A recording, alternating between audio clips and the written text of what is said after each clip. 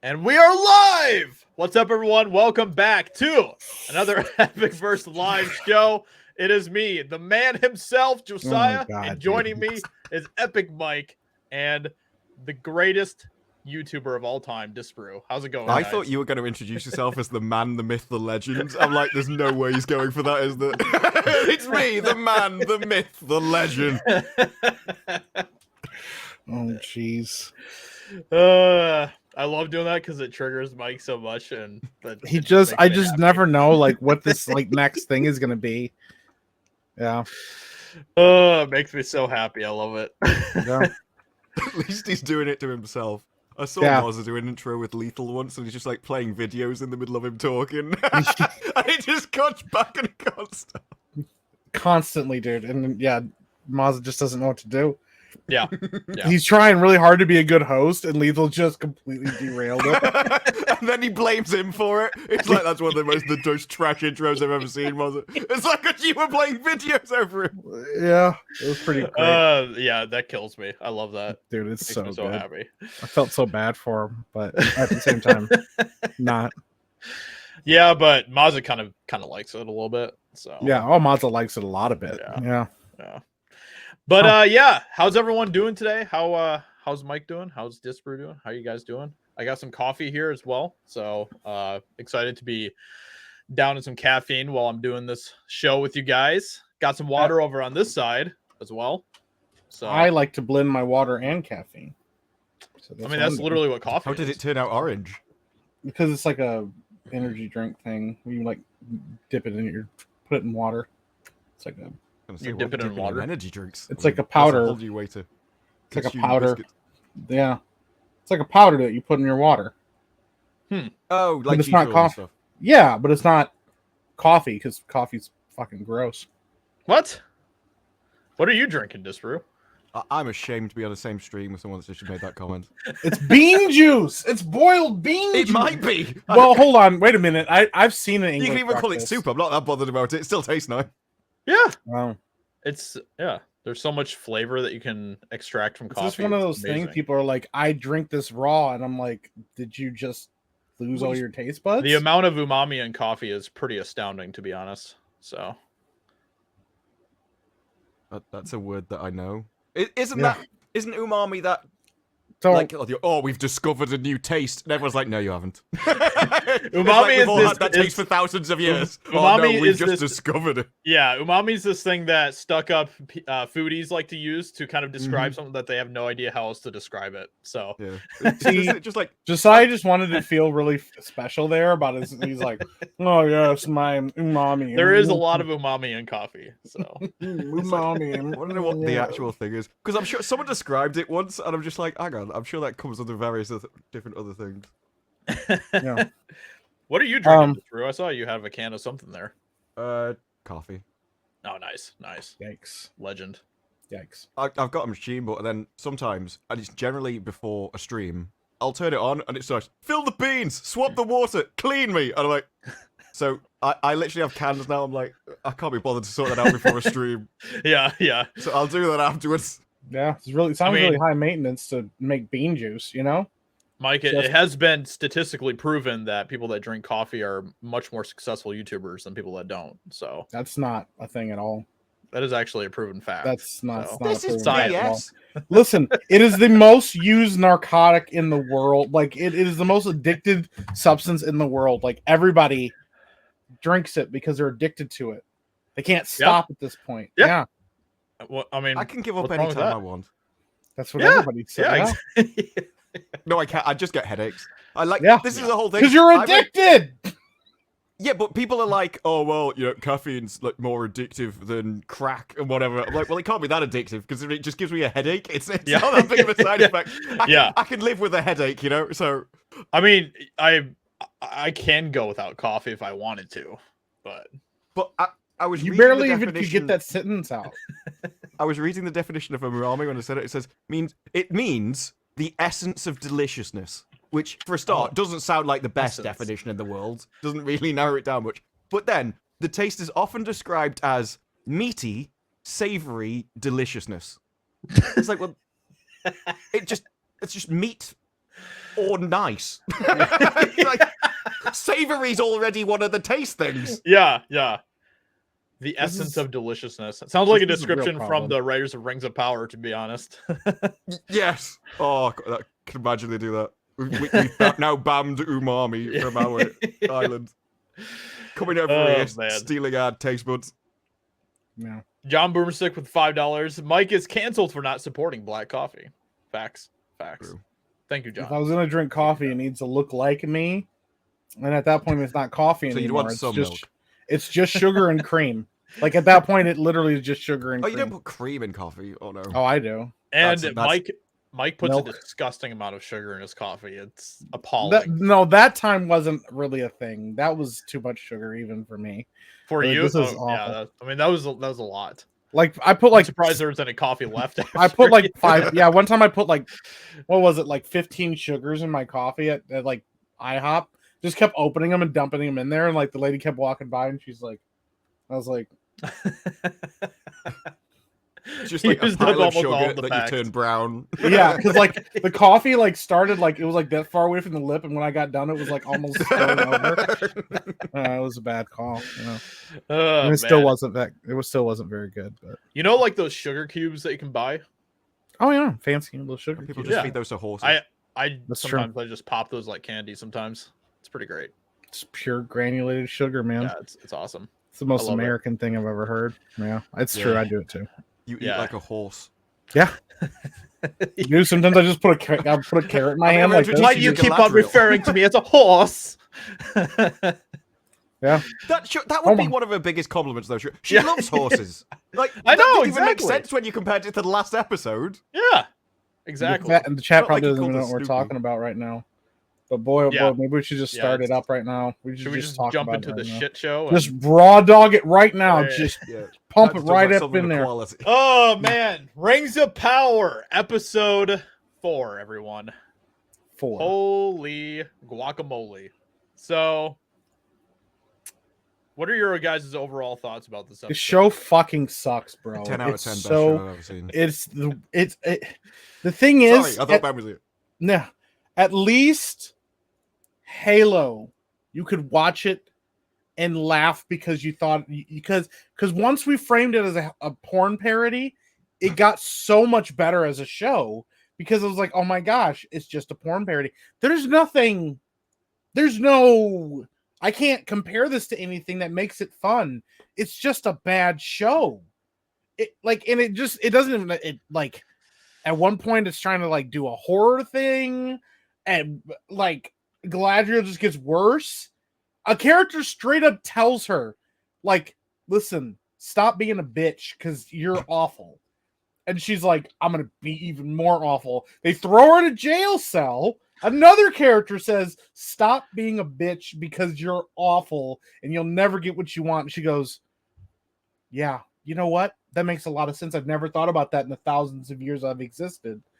And then she becomes more of a bitch and then eventually gets what she wants from it. Because Yeah. she's right. That's the whole thing. People are like, oh, no, it's not. No, the show is telling you this is the way you should be. This is exactly how you should act because this is how you get your way. If you go through life just completely crapping on everyone you ever meet, you obviously it'll lead to a great quality life that will make you really happy and satisfied with your life.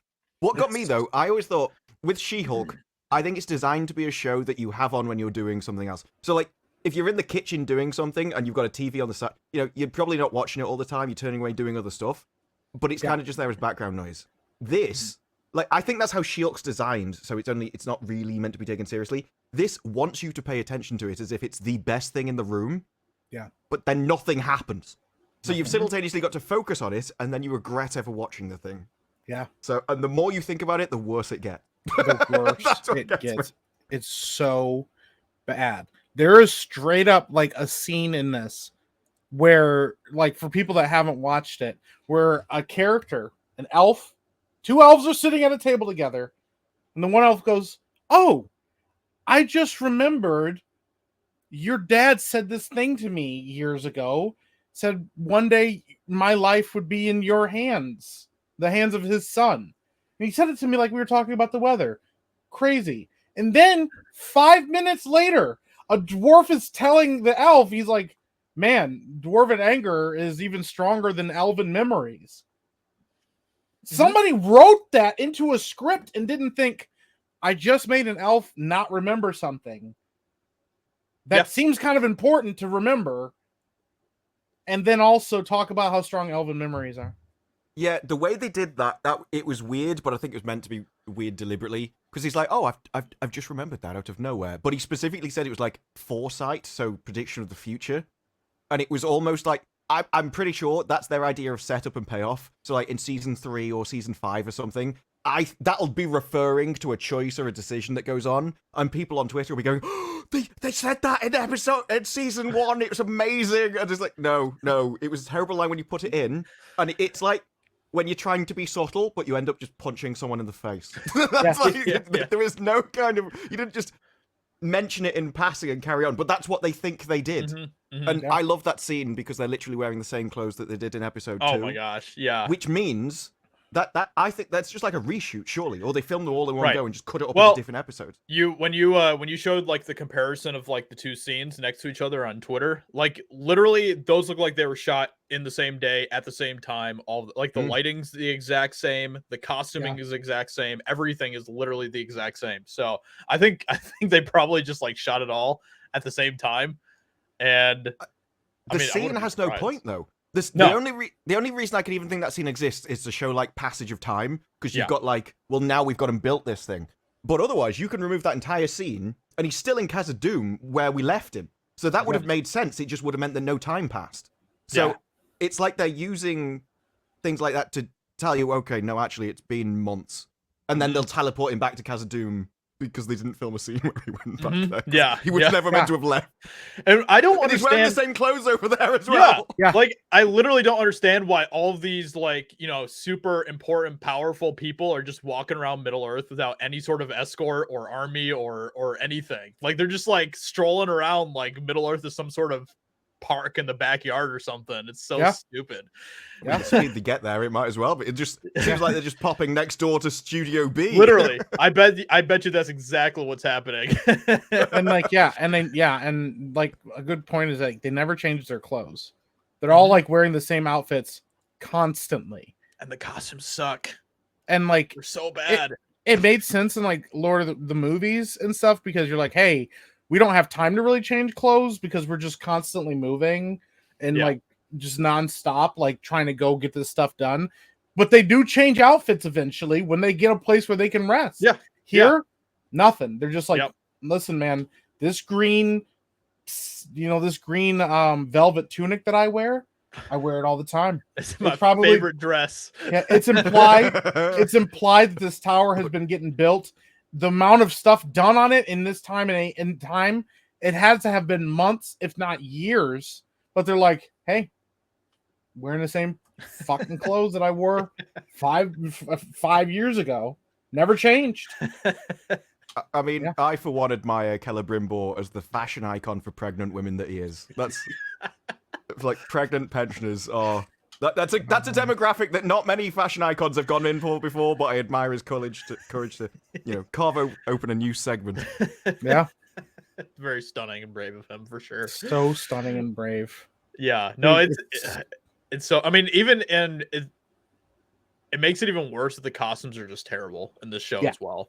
Like, you have our Farazan walking around and he's like in like these. Like the costumes, the thing about Lord of the Rings is that the costumes actually feel like they're actually like from that world. They're actually like lived in. It feels organic and authentic. The costumes in Rings of Power does not feel that way at all. Like they feel like it's like I don't know, when you watch like a stage production or something like that, and the costumes are just kind of like costumes that they just like kind of put together because it kind of gives you the idea of where they're at, but doesn't really convey any sort of like character depth to the world that they live in or anything like that. So there's not really much style to a lot of it. It's just like cloth draped over you in different ways. Whereas you can go back throughout history, people did style clothing. Everyone didn't just drape cloth over them all the time. It's like, no, the Romans did it. We'll just put that everywhere. Yeah. Like, no. Yeah, right. They knew how to sew pieces of cloth together to form things. Yeah.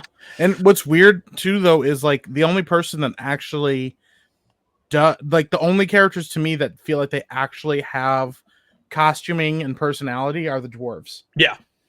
Consistently, but even they are wearing the same clothes constantly. Mhm. It's just whether or not they wear a cape over them or not. Yep. Like, Yep. yeah, Exactly. yeah. But I mean, yeah, dude. I mean, once again, Durin was kind of the standout of this episode. It feels like this guy's like kind of carrying the whole show on his back, and even he's not doing a great job of it. He's just at least better than most people. Mm-hmm. You know, I really liked his father as well. I like that scene. The issue that I have with those kind of scenes, because I like the bit before and where he's getting angry at his father, and then he goes to meet his father. I like that whole section. My issue is that would be a good scene to have in a show where something's actually happening. Where as it is, I'm just like, okay, this is also just another slow scene with nothing really happening among all of the other slow scenes. So even though I liked that, I didn't like it in combination with everything else, because I'm like, you just go and punch someone in the face, please. Just do something. Move the plot on in some way. Yeah, so if the rest had been full of... Because we've been through 4 episodes, they haven't moved the plot on once. In fact, because we know where the plot's going, so it's not like they have to hide it. Right. The only thing that has moved the plot forward in any way, shape, or form at the moment, really, is they've started to build the forge. Yeah. Well, that's it. Right now, what they're really focusing on is trying to keep people guessing about who Sauron is. Like, they're setting up all these different characters. Like, ooh, is this Sauron? Is this Sauron? But we're already like, we know the answer. So they should have learned from Wheel of Time. Wheel of Time did exactly the same thing. Who's the dragon going to be? Right. Even to the point where it destroyed canon, because the books tell you in the very first chapter who the dragon is. Or, well, they don't spell it out, but it's so obvious. Everyone goes through the books knowing. Whereas in that, they even wrote it back to like, oh no, it can be anyone, even one of the women. And so it made the series pointless. And they actually harmed telling the story to keep it a mystery by just making things not make sense or doing it in a different way. And in this, it's exactly the same. Not only can you guess who it is anyway, but that mystery isn't enough to get you through the show. It's not like a big plot point to do anything. You need an actual plot, not just, ooh, this is a mystery. So there's no hook that keeps you going on from one episode to another. And no, 100%. I don't know why they don't realize they need one. That's what gets me. Yeah. Well, I think, once again, it's one of those things like we know. They knew, not we, but they knew they could rely on Lord of the Rings being a very popular franchise to draw people in. But, I think they really expected that people would stick around because of the same reason that they drew people in. Well, it's Lord of the Rings. Why wouldn't you want more Lord of the Rings? It's like, yeah, but we wanted a narrative, like in a story that you're not presenting at all. Like like you said, the only thing interesting has been the dwarves, and their story is actually kind of moving forward. Because you get a reveal, hey, we've been digging this stuff. My favorite part is like, yeah, we dug this like really cool metal out, and then like Elrond's like, it's Mithril. I'm like, cool, you're the one that named it. I hate that scene so much. It's I'm like, stupid. oh, you're the one that named it. That's awesome. My other favorite. Go ahead. I was just gonna say, there's a lot of moments in this episode that just made my wife and I just like start bursting into laughter. Like we had to pause it so many times to just laugh at how stupid it was. One of the things I rerun the fight scene. That was wow. Yeah, I will say, Galadriel being thrown in prison is my favorite thing that's happened in this entire show so far. Yeah, I quite like Muriel. She's like, the Tempest is in me. What you can't tell me what to do? Do you know who I am? And they're like, jail. Yeah, off with her head. Yeah, and she was like, wow, you're just gonna put me in a jail cell. Yeah, and like Halbrand's like, they got you, didn't they? I'm like, how did you wait? What? Yeah, why are you like why? They're like, hey, the way Halbrand was talking with Galadriel made it sound like he was actually there when she like was having her confrontation with Muriel. Yeah. When he obviously wasn't. So he wasn't. Yeah. Well, when he went tavern brawl, and you look at her as if she's not going to win any fights in the tavern. But that's what you're supposed to believe. You're supposed to believe that she's like some thug that goes around getting drunk all over the place and just beating people up. It's like, come on. You're like, what is happening? Well, then, like, even dude, like some of the weird thing, even so, the scene where they have Elrond and he's like confronts Disa and he's like, hey, where's your husband? She's like, he's gone. in the thing. And he's like, why is all his mining equipment over there? Kind of seems like you're lying because you're also making his favorite food stuff. And she goes like, his mining equipment, he doesn't need it. And she's like, and I know it would take you 2 days to go down in this mine. Only take us a couple hours. I'm like, that's not how distance works at all.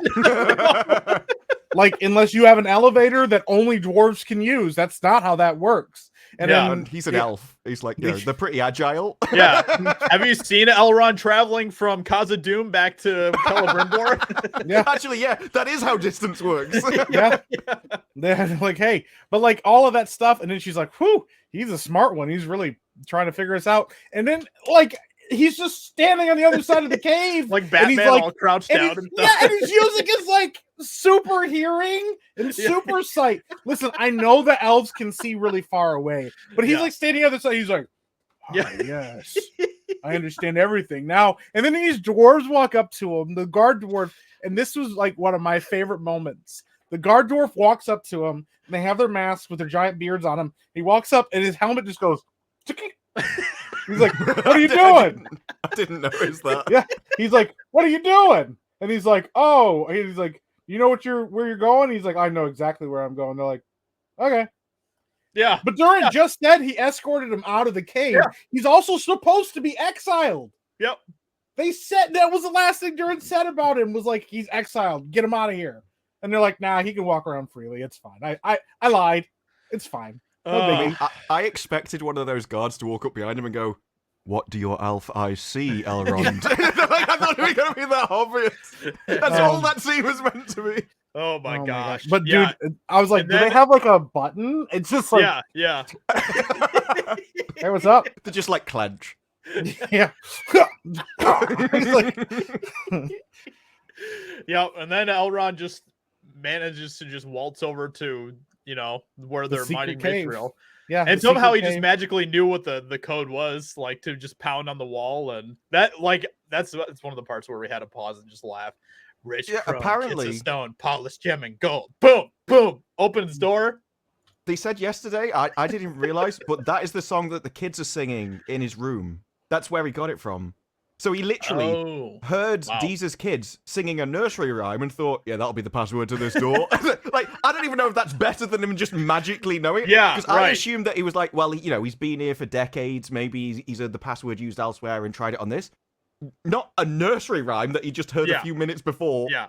Like, I mean, why is Durin telling his kids the secret code to a mithril cave? The thing that makes it extra stupid is that we have seen how dwarves are able to like build their doors to have like all these security passes and stuff. Like the door going into like the Lonely Mountain, like you have to have the moon coming out at a certain time, and the thrush has to be knocking, and there's like a very small keyhole that appears for just a very small little bit for you to slide the key in. So it's like you compare that to just being able to just go boom, boom, boom, boom, boom, ba ba ba ba ba, open. It's just like it's so stupid. And this is supposed to be guarding like some super secretive new metal that they found where Durin literally has Elrond place his hand on the mountain. He's like, if you tell a living soul, there will be doom upon you and your family, and all of this type of stuff. And then he gives him mithril. He gives it to him. Yeah, then he gives him a piece of it. He says, a token of our friendship. This is my favorite part because I don't know if you have watched it or not, but the preview for the next episode opens with Celebrimbor holding the mithril in his hand. I literally told Taisha, somebody's going to find this mithril. There's no way they're not going to do that, and it's going to become some sort of plot device. That like it's so. Well, obvious. I think that's what they're going to make the rings out of. Like that's why I said, I'm sure that's going to come back to get him. But the thing is, he only promised not to tell anyone about the mines. Like anything you tell me in this, I will keep secret. Mm-hmm. He never promised about the mithril, so he can literally do that. That's the thing. You can't carry wood out of this mine, but a piece of it, that's all fine. Mm-hmm. That's totally fine. Yeah. Oh, you showed the piece? Well, cool. Yeah. It literally makes no logical sense for Durin to have him swear this, death on his family, all of this type of stuff, and then just be like, hey, you want a piece of this? Yeah. I also don't know whether Elrond is meant to be like deliberately manipulating him. Because every time he gets angry, he's like, oh, but I thought we were friends. And then he gets what he wants. So I don't know whether that's him being a diplomat and actually is screwing him over and like Durin's right all along or not. Yeah, they're kind of making Elrond a piece of shit in this show Yeah. as well. So. But it's one of you don't know whether they're meant to be doing that. Like Yeah. they don't know the Yeah. Harfoots are evil. They Right. have no idea. Yeah, So- exactly. Yeah, they're making like all of the good characters like so terrible, and Yeah. I don't even know if they fully realize it. So, No. Yeah, I don't know. yeah. And then we get like a freaking scene with a plane tier, and she's like, "Oh, this thing gives visions, and it's pretty crazy." And Galadriel just stands there staring at it, and then she goes, "Oh yeah, I've used these before." Mhm. The lines for that were awesome. She says, "Before you touch it, I need to warn you. I've used Palantirs before, yes, but not this one." It's like not only are you stating the obvious, but she doesn't warn her about anything. She Yeah. goes and touches it. It's like, what did you need to warn her about? You probably warn her about something, and then she gets a vision and she's fine. Like, so what was the warning about? Were you just going to warn her that she was going to get hit in the face with a really powerful shower? I mean, Mhm. I don't even know. Mhm. Yeah, Yep. Yeah. I do like that scene though, right at the start, where Muriel takes somebody else's child and uses it as a human shield from the end of the world. I thought Yeah. that was impressive. oh, she's like Yeah. that water. Ah! Yeah. You just see the actual mother like lingering over her left shoulder, like, can I have my baby back, please? Yeah. It's Uh, embarrassing, man. man, I genuinely think that the writers of this show, I mean, I think that they're stupid, but I also think that the main audiences that are watching the show are idiots as well. Like, I don't think that because they have to explain everything in this show that happens 3 or 4 times in Yes. different Yeah. ways. Yeah. Like, the 100%. exposition of the show is astounding. Yeah. It's insane. Well, yeah, and then we have the stupid freaking angsty teenager. Now, I was telling Josiah this before the chat, like before we started, like, obviously he has this hilt that we don't know what it does or who it belongs to. It's definitely Sauron. But we have no idea what this whole thing does. He's like, "We need food, Mom," and she's like, "Don't you go getting food." He's like, "I'm gonna go get food." She's like, "Okay, we'll take your stupid friend with you or whatever." They go into town, find a bunch of food, and then he goes, "Hey, we should check that building right there." I'm like, "Why haven't you checked all the buildings in the first place?" But secondly, like, he goes, "We should check that creepy building." He goes, "Oh, no, we really should go." And he's like, "No, I'm gonna go check out the creepy building." Walks into it. It's obviously like ransacked and destroyed. He just keeps walking into it, and then like music starts to play, and it's like all dark and sinister. And I'm like, "So are we watching a horror movie now?" Finds a sack of rice that is completely full to the brim, with that much spilled out of it, and he just starts scooping it into the bag slowly. Door shuts on him. Something moves in the building, and he goes, "I gotta keep sucking this. I gotta keep putting this rice in this sack, bro. This is really important rice." Never gets up and tries to run. Literally does the thing where he stands up and he goes, "Hello? Who's here? Who's in here?" And I'm like, "Who do you think's in there?" Then gets stabbed in the leg by an orc. Mm-hmm. Yeah. Yep. Pulls out his hilt, knows to like stab it into his arm to make the blade manifest. Yeah. An orc that was whole- just standing behind him for, who knows how long, just chilling. Yeah. Not That doing whole anything. scene with him and his story, this is one of the issues with spelling literally everything out to your audience, because anything that you think, well, that could be a subtle hint at something, you're like, well, no, because if it actually was true, then they'd just tell me, because they've told me everything else. So Yeah. I never know whether I'm writing more things into it, because that whole thing as he goes into that building, the sun immediately goes behind clouds, and you're like, well, that's Yes. either an extreme coincidence, or you're on about like there's some kind of evil force which is doing this deliberately. Yeah.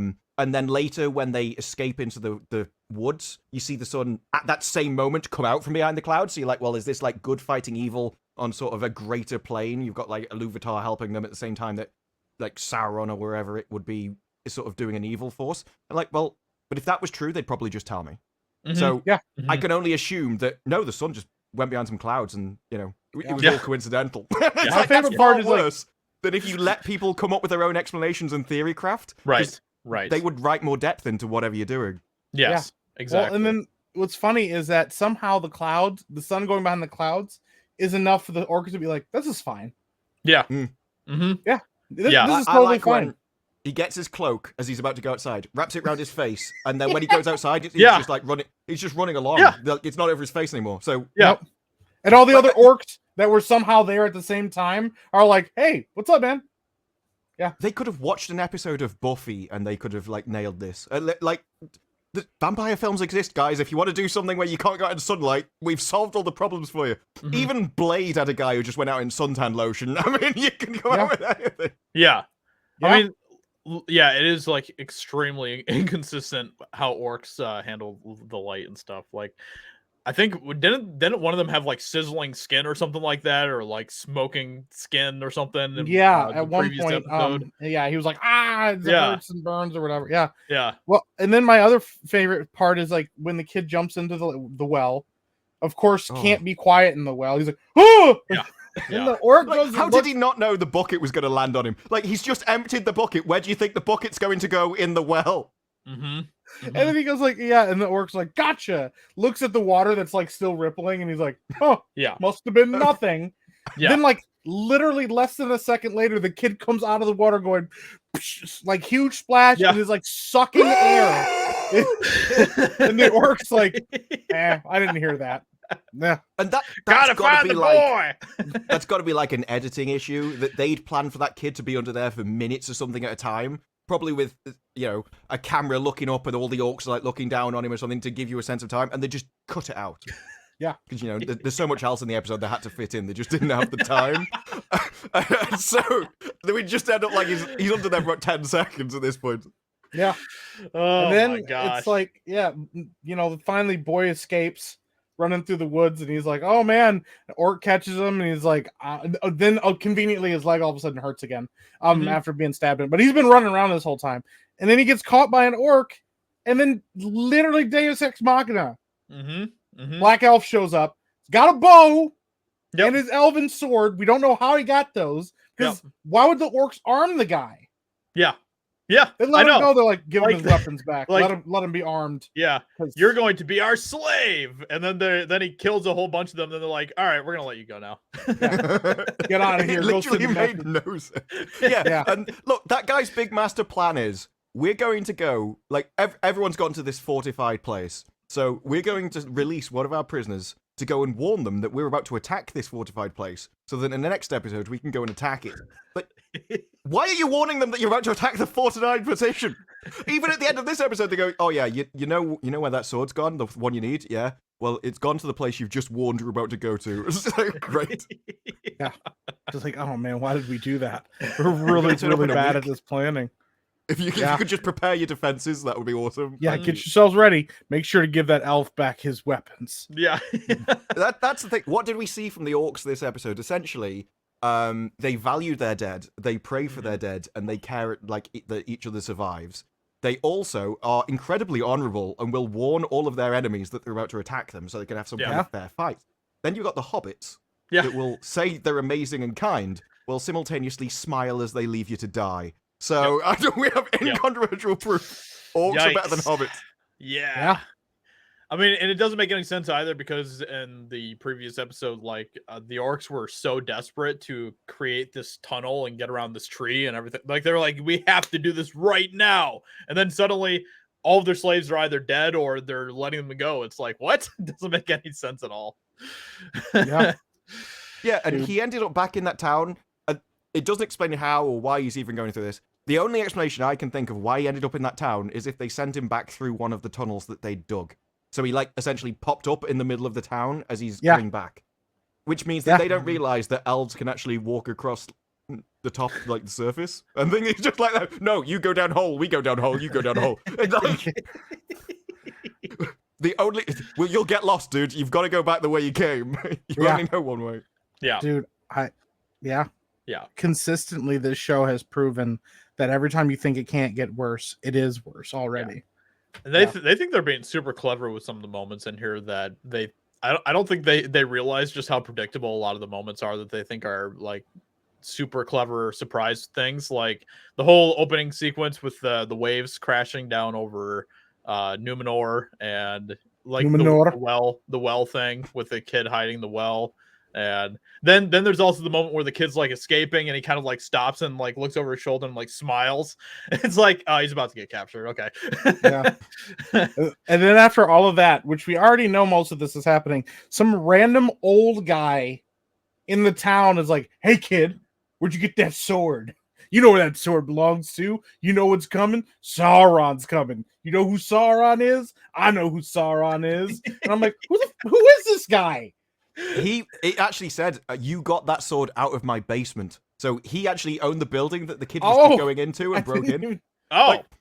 Yeah, so that was just one line that was shoved in there, and you're like, well, okay, but if you realize someone's stolen your sword, and you're like, well, that's mine, I want that back. Yeah, kid. right.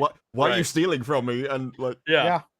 And not only that, but then like, well, maybe that guy's Sauron. Maybe that's the big twist. It was the random old guy the whole time. Yeah. Or maybe we'll get like this would make the whole show worth it, just like Halo being a porn parody. The last episode of season 1, it's like a bunch of people at the same time all are like, we are Sauron. It's just Sauron.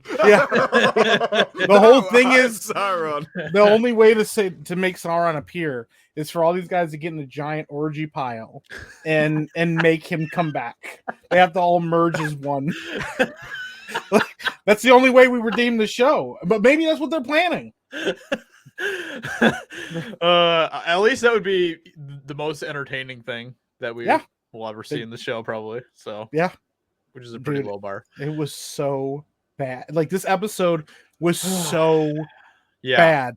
Yeah. And then then you go to Galadriel and everything with her getting thrown in jail, but then suddenly our Farazan shows up there with like a bunch of guards, and she manages to just like push the guards into the jail. Well, actually, like 2 of them like walk into the jail, and then she pushes 2 of them into it, and then our Farazan's like is about to like draw a sword on her, and Halbrand's like, "Don't do that."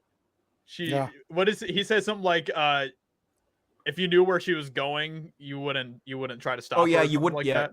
Yeah, it was essentially, you wouldn't need to attack her if you just know where she's going. Yeah. The thing is, everyone knows where she's going anyway, because they literally threw her in jail for demanding to go where she's going to go. Right. So if someone says, I want to go here, you're like, no, you're not. And then they escape, you're like, well, they're definitely going there. Yeah.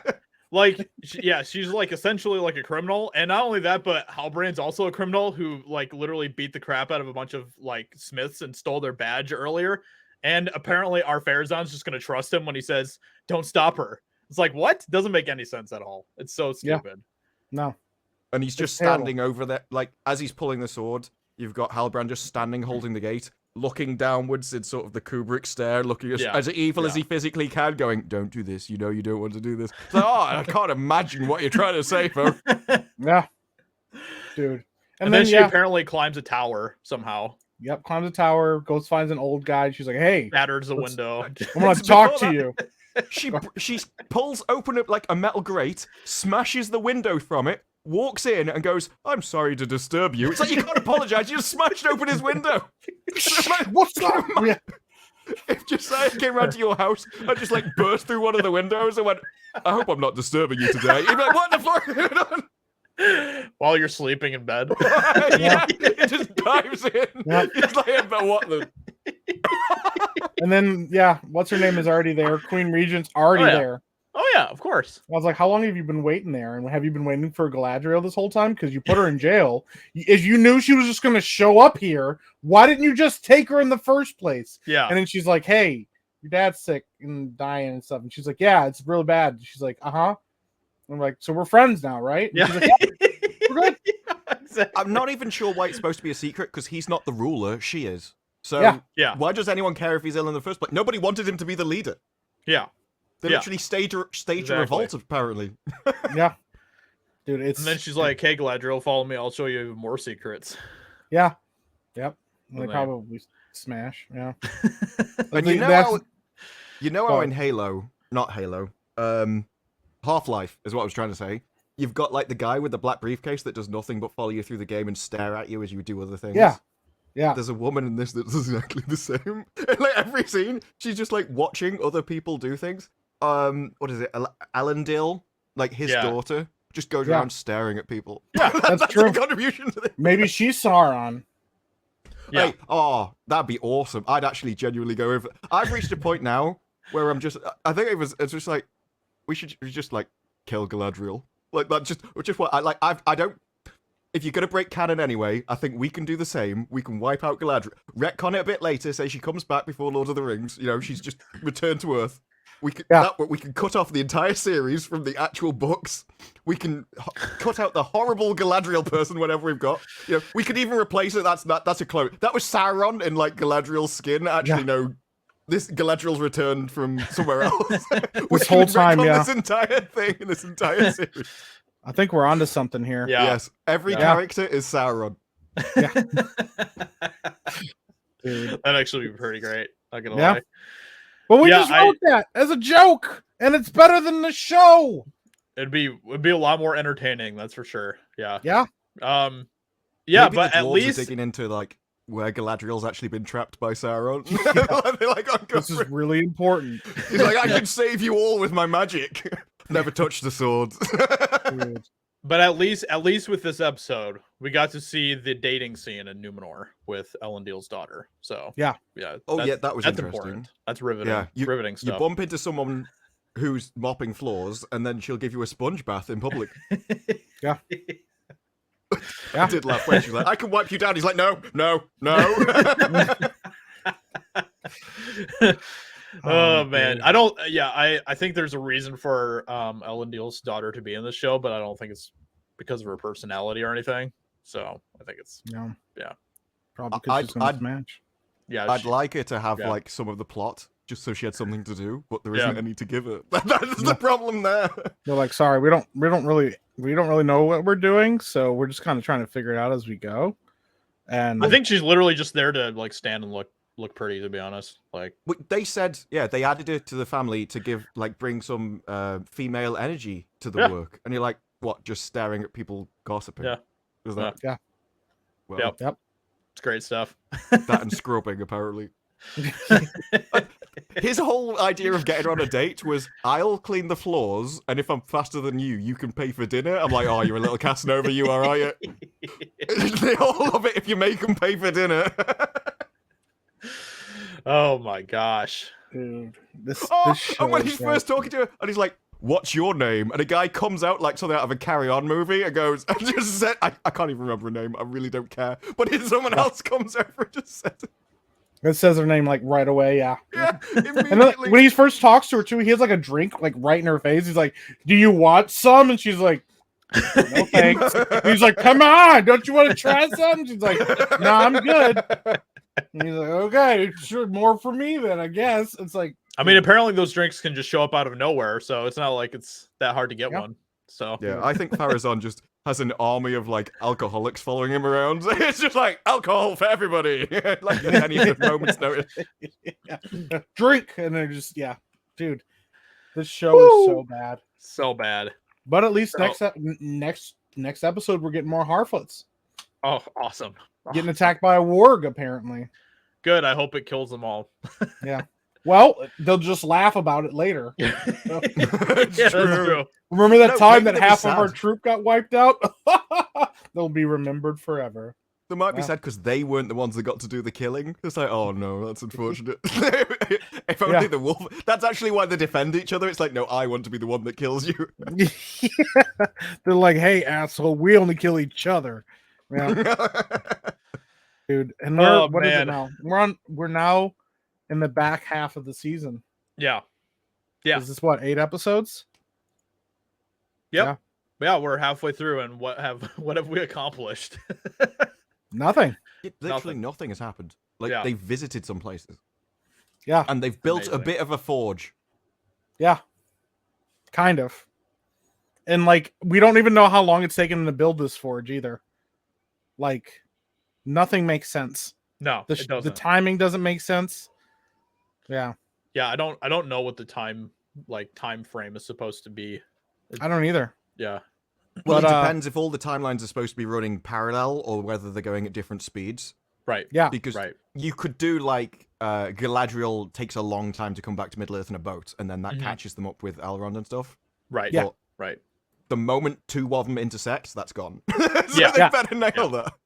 Well, what's funny is like, The Witcher did that in season 1. And granted, it was actually pretty confusing at first because you're like, wait a minute, how did this event happen here? Or how did that happen? But once you realize that they're all like different timelines that are slowly converging on each other, it did make the show better, but you had to figure that out. but that was a criticism of season 1 because they didn't tell you they were different timelines. So it just seemed like they didn't know what they were doing. This show, if that's what they're trying to do, they're just making the same mistakes other people have already made. Yeah, and it depends why you're doing it, because you had was it Mr. Robot? Like on that, there was a twist at the end of some of the series which changed the entire series. Like, well, okay, that makes me look at what just happened in a different light. Westworld season 1 did the same thing, where once you got the reveal, you realized certain things about other characters that you didn't realize before. If you're just telling different timelines and they don't add anything to the story, then it's confusing and there's no point to it. And you might as well tell everyone, 3 days past here, or even if you're in the bottom left corner, you just put a date. That's all you have to do. But I think the issue is, because they've taken, like thousands of years and compressed it, they don't want you to understand the timeline, because that would just be another criticism. Yeah, exactly. Yeah, so as far as the ranking of the first half of this show, what would you rank the episodes? Do you think they just get do you think they all just kind of get worse? Was this episode 5? This was episode 4, right? Yeah. Yeah. Well, I already know Maz is going to say episode 5 is going to be the best. Oh, Numenor. Yeah, Numenor. I even find it difficult to remember. Yeah. And I spend so long with each one, and yeah. Yeah, I mean, maybe best to worst, I'd go 2, 1, 3, 4. Yeah. If I had to choose, I'd shove them all out my ass at the same time. Well, they did. I mean, yeah, they're just like, open it up. Yeah.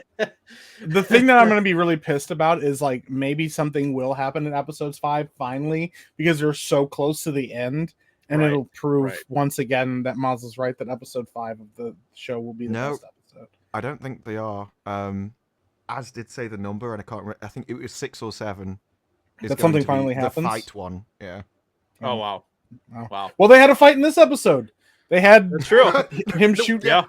They did say in one of the articles there is an action sequence in every episode. That was the action sequence. That's not like non-ironically.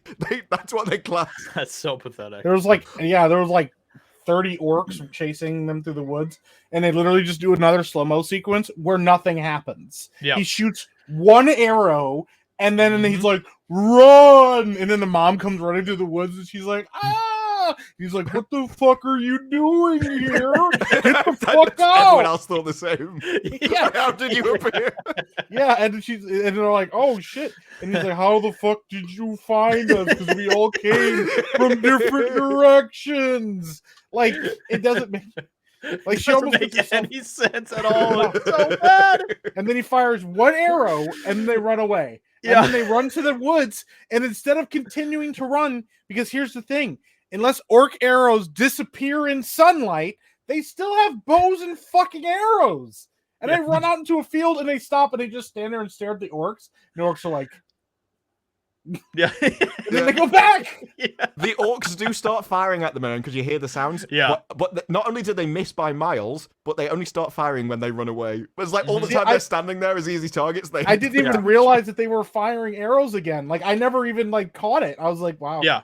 Because there's one lands about 20 meters to their left. It's really bad. They were really, really good shots earlier when they had to shoot the elf that was climbing out of the tunnel, but suddenly they're just terrible at shooting. Yeah, apparently. And someone posted on Twitter,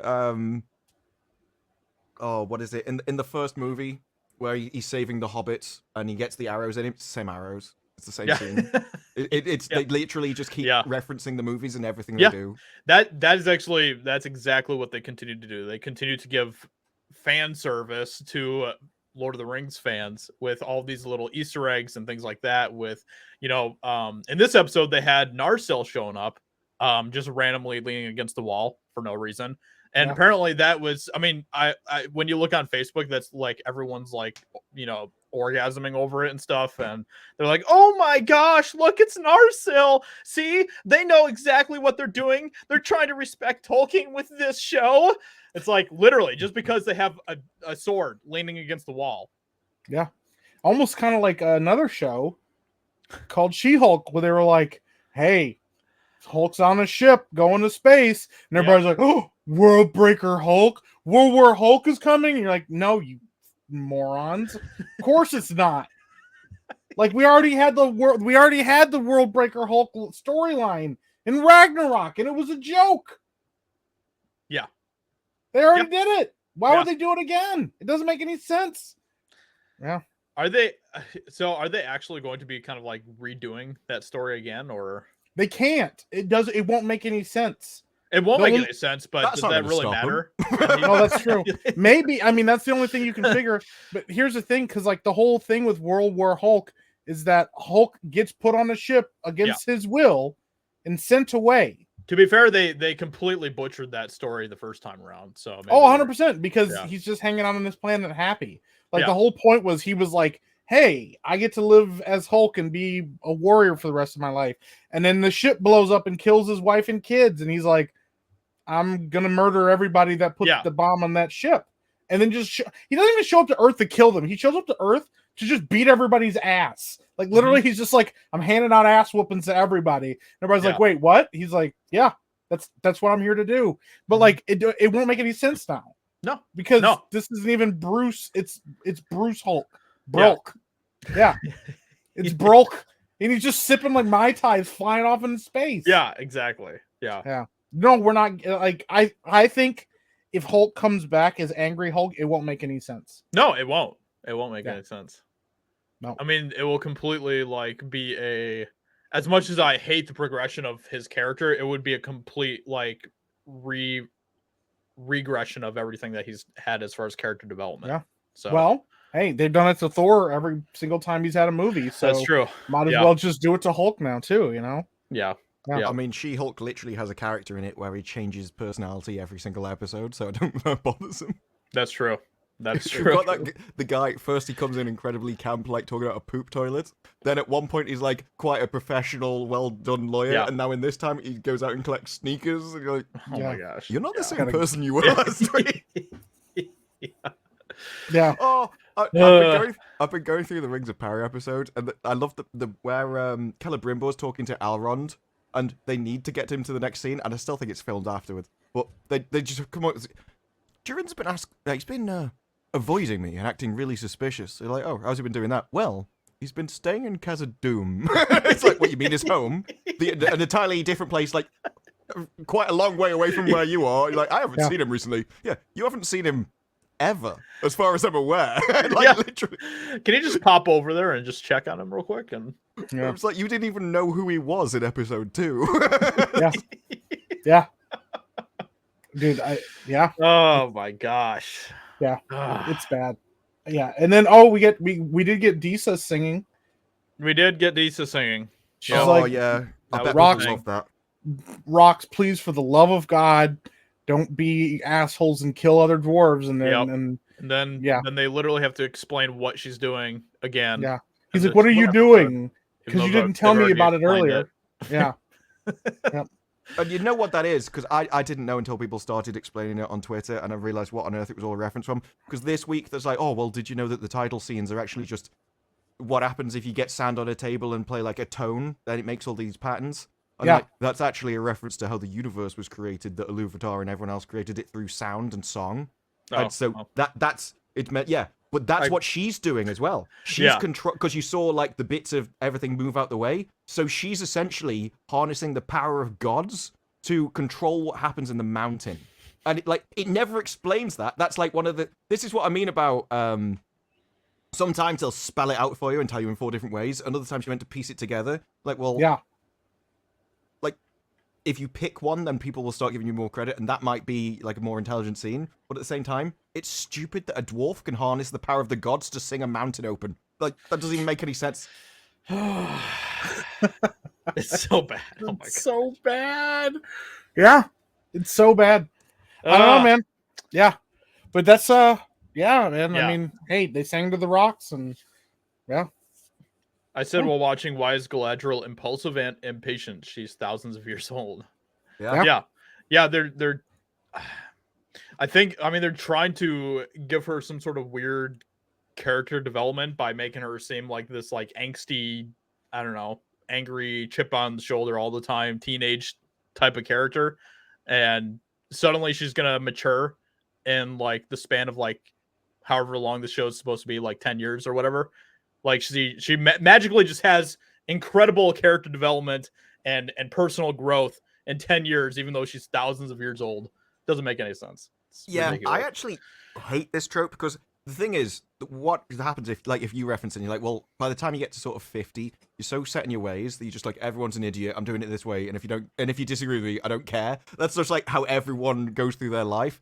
But if you brought it up about the elves, they're like, well, they live forever, and so they probably just develop slower. I mean, it's like their teenage years will probably last for the first 10,000. You're like, no, that's not how time works. They still learn things at the same speed and develop at the same speed. If anything, they'd just be even more set in their ways. And then may eventually reach stages that we don't get to. But they wouldn't just be our stages slowed down.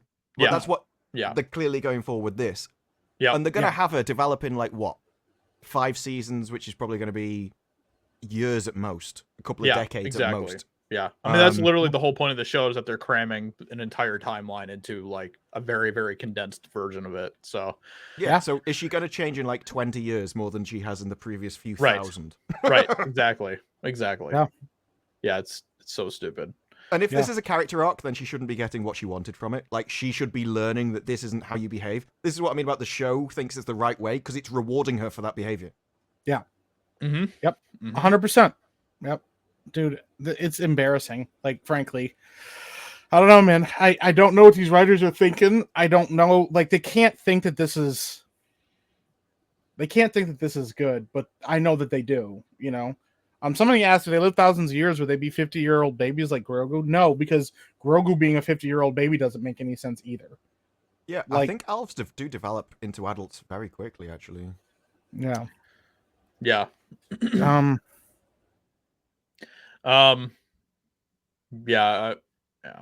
doesn't make any sense either way, though. Like, for her to be thousands of years old and then have a very, very rapid, sudden growth of character in the span of a few years, it doesn't make any sense no matter how you cut it. So well, by the age of 1, elves can speak, walk, and dance.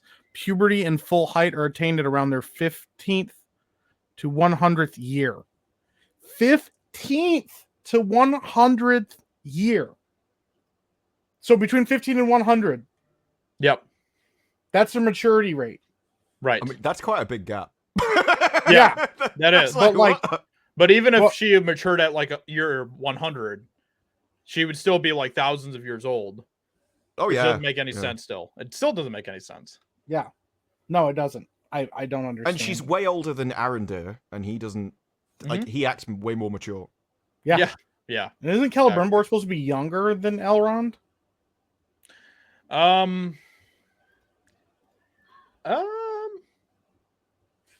Here. I thought Celebrimbor was older, but I can't remember. Yeah, I don't either. But my thing is, he looks like an old man. Like an old man. I'm like, how old is this dude? Yeah. No, maybe it's Galadriel that's supposed to be older than Celebrimbor. Yeah, Galadriel is really old. Yeah. She's super old. Yeah, apparently they're supposed to be pretty close to the same age as each other, but obviously they made Galadriel really young, which their idea is these are younger versions, so they are younger. It says when they reach full maturity by 100, they stop aging. Yeah. So by 100, Celebrimbor looked like an old man, and then he was just like, it doesn't. He looks like an old woman. Let's be honest. Yeah, an old woman. He's like, he just looks like a grand every time. I just see it like a grand. It's time to own it and start wearing velvet dresses. Werther's originals. Time to start wearing velvet dresses. I give up. Yeah, it's so freaking bad. Oh my gosh. Yeah, it is. But man. Josiah, do you think not Sauron and Galadriel end up together like Master Cheeks and that Halo girl? She's gonna fuck the evil out of him. We already know from the trailers and stuff that they still are gonna be hanging out together for quite some time. Yeah, because he's gonna place his finger in her ring of power.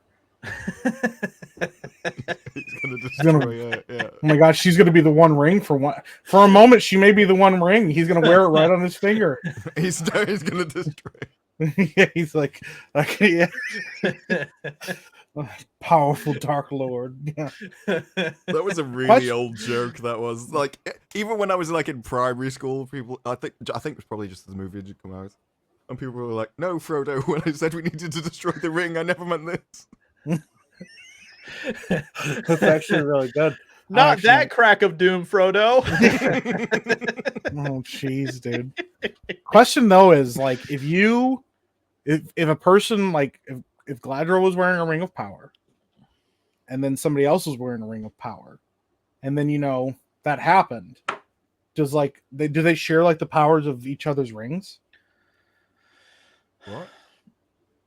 You Wait, know, what? like if two people are both wearing rings of power and they bang each other, like do they both like share the power of the rings because temporarily because they've connected? Yeah, but I don't- even the One Ring, that was weird because like the ring didn't affect Sam when he was carrying Frodo. So That's how true. far the ring actually goes, I don't know. Because it seems to still have an effect when it's on a chain and you're holding the chain, Yeah. and it has an effect at a distance. Yeah. But then So, it only like- seems to apply to one person at a time, I guess. Yeah. Gotcha. I mean, The question is like, would it resize to like It- like somebody was like, I'm gonna wear this like down there. I think that would probably come down to whether the ring thought it was in its benefit. Like if it The ring's thought it had like, something to gain, then it would. If I can be worn on this guy's penis, I could really make stuff happen. Yeah, like maybe I could slip off, and Yeah. then the other guy will own me. Like Yeah. then it probably would. And he's like, oh no, he's like, where's the ring? It's just I'm gonna slip entirely off about Or in the inside middle, the guy's or in the middle asshole. of it. In the middle of it, the guy just disappears. He's like, what happened? But he still knows where he is. That's how it got back. That's how it gets back to Sauron. Is it just convinces some gay dude to wear it, and then the guy can't get it out of his ass, and so the ring wraiths just find him because he can't escape, and they just chase him down. He's like, "Oh God, I can't get it out." I Yeah, was just watching the Full Aussie earlier, and they did a story where someone had shoved a deodorant can up there, and it was up there for like 10 days. Had to be surgically removed. And Yeah. now this is the same thing. Yeah. the sea ring of power, man. Sarah's just like, well, Oh man. you can keep it, dude. I don't want it back after that. No. And Sauron's like, you know what? I'll just make another one. This is yeah. That is. Oh my What did I gosh. walk into, Craig? You walked into a great conversation. It was 20 days. That's Guarantee even you this will worse. Get more viewers than Rings of Power. Yeah, dude. I mean, if they just did that, we would all have a good time. Dude, oh man. I'm just wondering, you just kind of have to wonder, Yeah, these are good scientific questions to ask. Yeah, these are the real questions. We're asking the real questions here, guys, Mhm. on this stream, Yeah. Wow, I- Chris the Longfellow said, surprisingly- Rimbor and Elrond, they'd be willing to test this "Oh yeah, for science.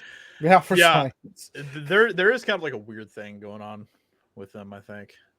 dude." It's the weird stares across the room constantly. Yeah. It's like, you're the spitting image of your dad, and And they're then, just like hanging Elrond's out. like, They're just "Oh." like hanging out in this room together, like Yeah. all the time.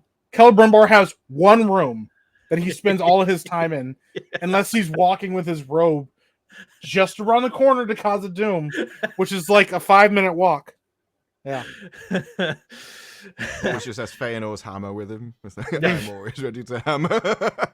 Hey, how's it going? Yeah, just this hammer over here. Yeah.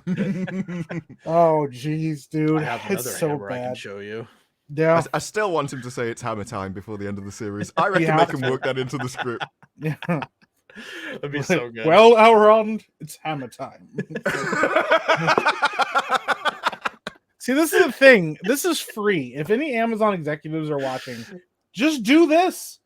Yeah. Reshoot a scene with this in it. We'll like the show a lot better. yeah, And look, it's true. I've got as much experience in writing major Hollywood movies as the showrunners have. So, I've been credited with as many movies as they have. I think we can all agree that it's quality work.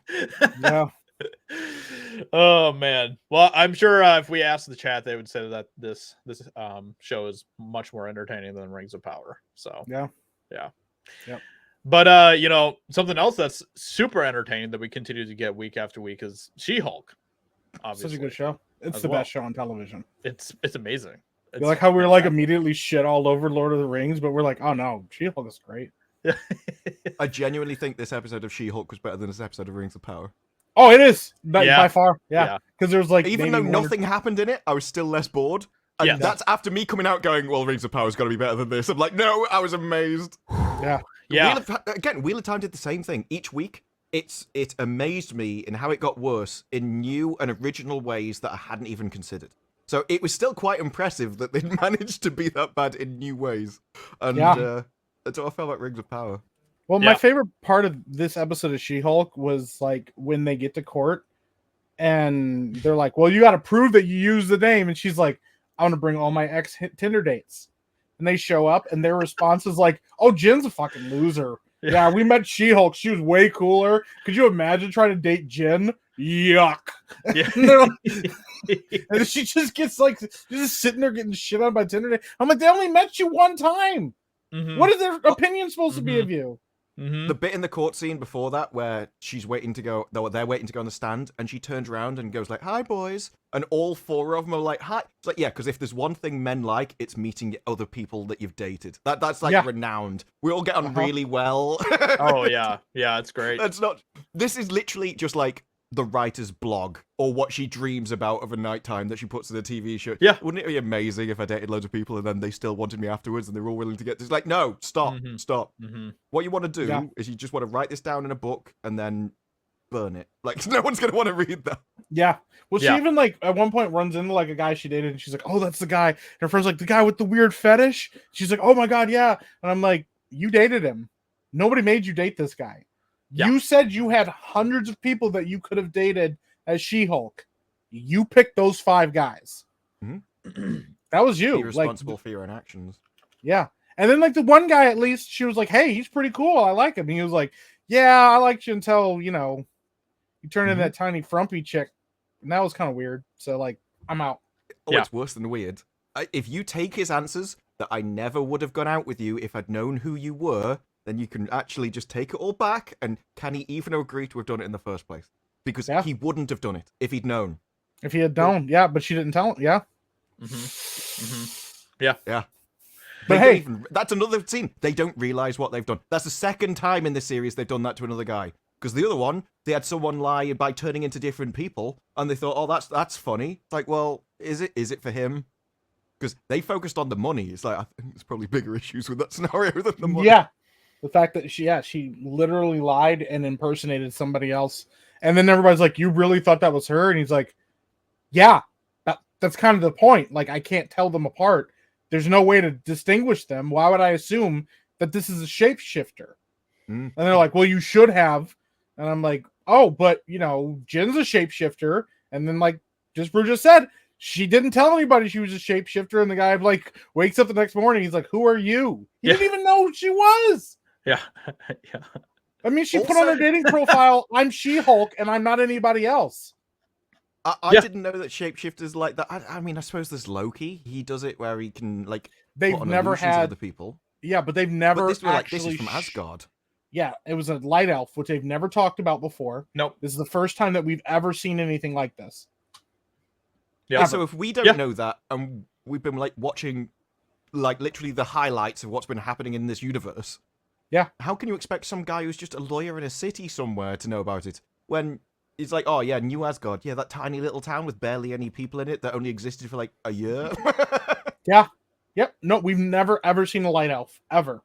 It's never even been hinted at with Asgard. We've even seen other Asgardians in other shows. Like there was the Lady Sif and another Asgardian who was already living on Earth showed up in Agents of S.H.I.E.L.D. and they're just Asgardians.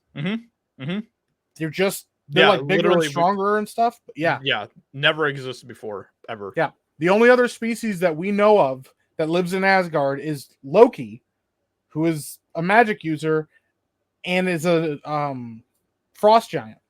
That's it.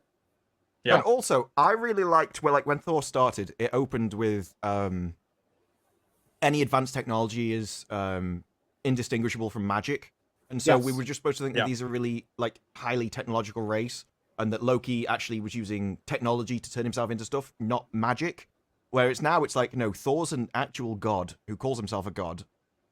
And it's not technology, it's magic. I'm like, I don't even know when that changed, but I also don't like it at all. I thought it was quite clever that it's this technology thing. Yeah, I really like that from I think they did that with Thor and then Thor the Dark World as well. Because they had what's her name? Jane laying like on the after she got the corrupted or whatever. It's been a long time since I've seen Dark World. I've only watched it like twice, surprisingly. I know. But she was like laying there and they were using like this like magical like computer type of thing or something to kind of like look at her organs and all that type of stuff. So I thought all that was really cool, but they've completely gone away from all of that. So. It even could have made sense with like female Thor because she was a scientist. So they could have said, well, yeah, I don't really know what I'm doing, but I managed to hook into their technology in some way. But the moment you say it's magic, it's like, well, oh, okay. Now it's the female spirit of the hammer that chose her. It's like, no. Yep. It's weird, man. I mean, and you could even delve into like, okay, well, the reason some of this defies it is because of our physiological makeup. We're different because that's the thing. Like, if you meet they address this in Agents of S.H.I.E.L.D. If you meet an Asgardian, even though they look like humans, they're not. They're extremely physically strong, extremely physically resilient. All of that is a natural part of being an Asgardian. Yeah. And like, but when Loki doesn't have his magic, he's like as weak as a regular human. I'm like, that's not what that is. Like Loki is like physically, like realistically, he should be almost like 7 feet tall because when you actually watch him in the Avengers stand next to Cap, it's not the staff that made him that strong. He can fight Cap in a physical fight, and Cap will lose that fight if he doesn't have his shield.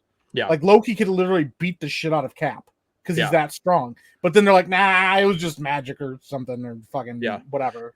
You know? I mean, and to take down Loki, didn't like all the Avengers have to basically work together to take him down?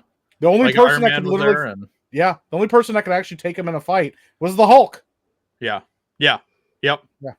Exactly. Who had just fought Thor earlier and almost fought Thor to a standstill. Yeah.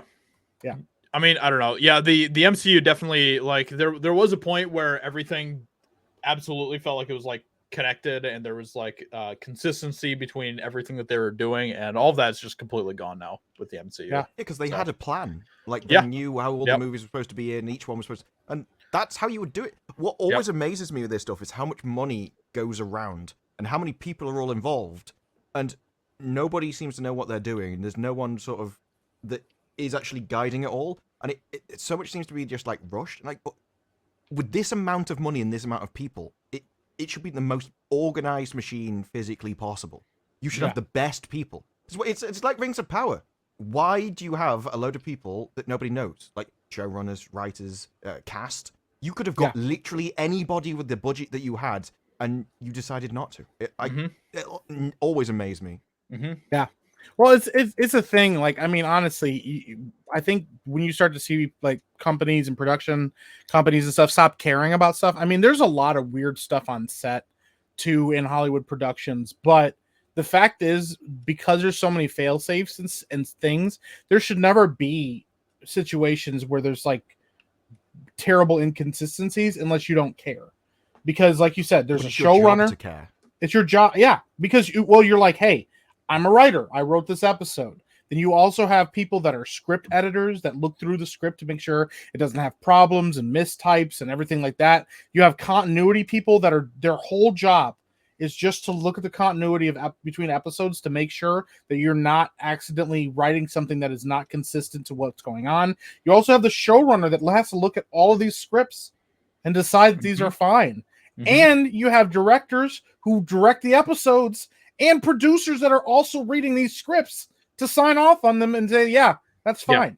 Yeah, exactly. It's like the whole thing with Game of Thrones where there was like the coffee cup and everybody like, haha, that's funny. Except on a movie set, you have, or like even a television set, you have a prop guy that's in charge of making sure all the props are set. You have a continuity director who literally has to look at the shot, make sure it looks like the last shot. Then you also have the fucking director, the director of photography, and then whoever's also helping the director of photography, the assistant director, and the editor that all missed that coffee cup. All of those people missed that. So like That's the what fact. I love. Go ahead. Yeah. That's what I love about Alron's and Celebrimbor scene, that all the lights are in the same place, they're wearing the same clothes and stuff, but the set's actually changed. Like, they've moved papers around, the table's got different stuff on it. So somebody cared, and everyone else, like, the actors didn't think, yeah, but I wore this, like, half an hour ago, should it not change? Like, Yeah. You have people that are doing their jobs, it just seems to be all the people above them that are doing the most important stuff, like writing, like running the show in the first place. They seem to be the ones who care the least. It almost comes across as, well, I got my money. What are you going to do? Fire me? Yeah.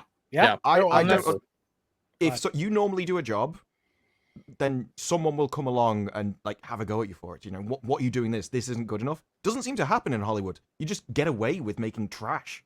Yeah, I mean that's really what it is, which is why it's weird that they keep hiring nobodies. Like, but you know, well, that's the thing too. I think Disney is a strategy, because if you hire a nobody, then you don't ever have creative differences.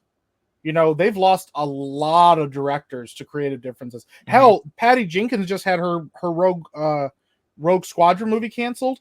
They delayed it because it was supposed to shoot in like May of next year, I think. They delayed it because of creative differences, because they were basically like, we told her to do this, she said no. So then they're like, fine, we'll just cancel your movie. Yep. You know, one of the most tragic things where they had a situation like that with Marvel was when they lost Edgar Wright for Ant-Man. Yeah. Like, because apparently people that read the script said it was really, really, really good script, and it was going to be a really great movie. And then they're like, yeah, cool. We just took parts of that and used it for whatever we do. But now, like, then all of a sudden in phase 4, Marvel just started hiring nobodies. Yep. And like, it's not even like, oh, well, we wanted like to give, you know, diversity casting, because some of these people are just nobodies, and they're also like just regular dudes. I mean, like, it doesn't make any sense. JD Payne, I think it was one of them, JD Payne or Patrick McKay, did an interview, might have been the Empire magazine, where they say loads of people pitch for this show, and on paper, they're all far better suited for it than we are. I'm like, I can't believe you actually admitted that. It's like, but they came to us because we pitched this second age idea, and I'm like, I can't. That doesn't sound like it. No. Yeah. Like, they actually had people going, no, we know what we're doing. Right. And this is kind of, I'm simultaneously, because Brandon Sanderson's been talking about how with his books, he's going through it now where he's reached a point and he's successful enough that people are coming to him, and they used to be like, they'd pitch an idea and then try and raise money for it. Whereas now they're like, we've got the script, we've got the money, we're ready to go. We just need you to actually give us the rights to do it. And so he can be more picky and choose and like argue about vetoes and stuff. Yep. But I can't help thinking that, like, you come out with like, if you don't sign something that's gold and basically I can veto anything, they can change your stuff far beyond anything it is. And just seeing everything that's come out, it does make you cautious about literally everything. Yes. Like, someone like JD Payne or whatever, if they just won through the quality of their pitch alone, you could get that with anyone. Like, they come across with a great pitch and they just have no idea how to actually do it. Yeah. Yep. Yeah. 100%. I mean, I think that's why, you know, we're just seeing trailer after trailer for all these things getting completely just ratioed on YouTube as well. Is because everyone kind of knows the game. Not everyone, but the vast majority of people know the game that Hollywood has continued to play with all of these, you know, already established IPs, and they're just sick and tired of it. So yeah, they can still produce a good trailer. Like you had, what is it, The Secret War? That trailer was decent. I think Andor's trailers have been decent. Yeah, Andor's trailers have been decent. Yeah. I literally don't have confidence in either of the shows actually being good because of past evidence. Yeah. But the trailers are like well put together. So I don't know. Sometimes I do wonder with stuff like that, because I think Rings of Power is the same thing. How much the music actually carries, because Rings of Power does manage to make some scenes feel epic, and then you're like, I think that's just the music, like introducing an emotion that the scene isn't worthy. Oh, 100%. Yeah. But I mean, and that's also a thing that they know that they do, you know? Yeah. Yeah, I've actually yeah, they're like, wow, isn't that great? And they're like, the graphics are so good, or wow, yeah, but the set design is amazing. So people are like, this feels like Lord of the Rings. And it's like, because they know that a casual audience member doesn't realize that seeing a landscape that makes you remember the movies doesn't make the movie good. because and that's the thing. Like they'll tell you, stop thinking so much about it and just let it make you feel things. I'm like, well, that works in context of like if you watch fucking like the Fast and the Furious movies. They're not like they don't have like these amazing plots. They're just fun movies, and like you're just kind of enjoying it. The whole idea of family is funny if you really think of the context of what this guy is actually saying. He's like, we got family. Family's really important. I'm like, you just like shot your family into space on a rocket car. Like, you know, a good Christmas trip. Yeah. I'd do that. Yeah. But like they know that like, okay, this will manipulate people, and then people will hear the music and go, oh my gosh, the music is so good, the scores are so epic. And I'm like, yeah, but what about the story? Like the writing is not good, Yep. So the music's a little bit weird though, because I know with other stuff you tend to score what you see. So yeah, like they will literally have the movie done in front of them and they will score it as it's playing in front of them, so that it actually fits the piece.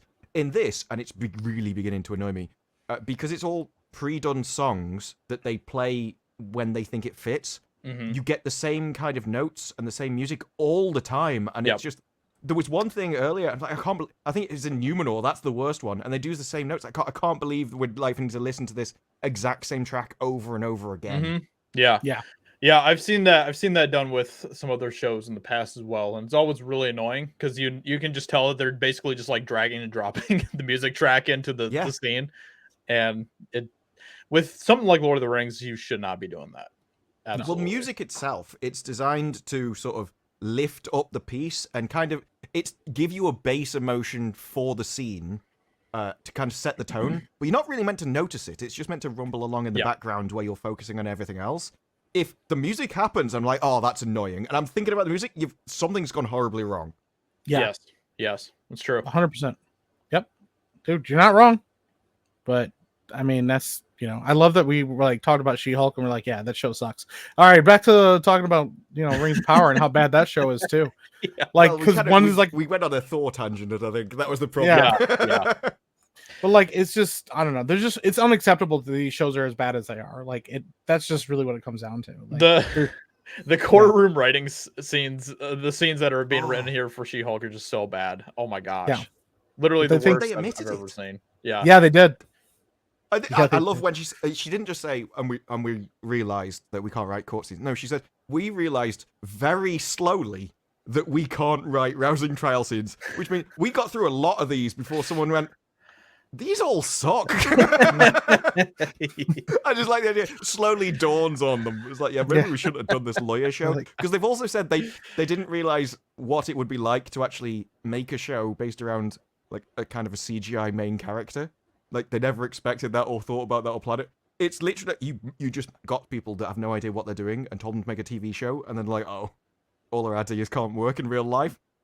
And what normally, if your business or anything wants to go and do something that they don't know, you go and ask somebody that does know, and they tell you the main things you need to worry about and think about, and then you can plan around it. It's like that never happened here, it seems like. Yeah. They just wrote the script, came up with the ideas, and then realized this is trash. Yeah.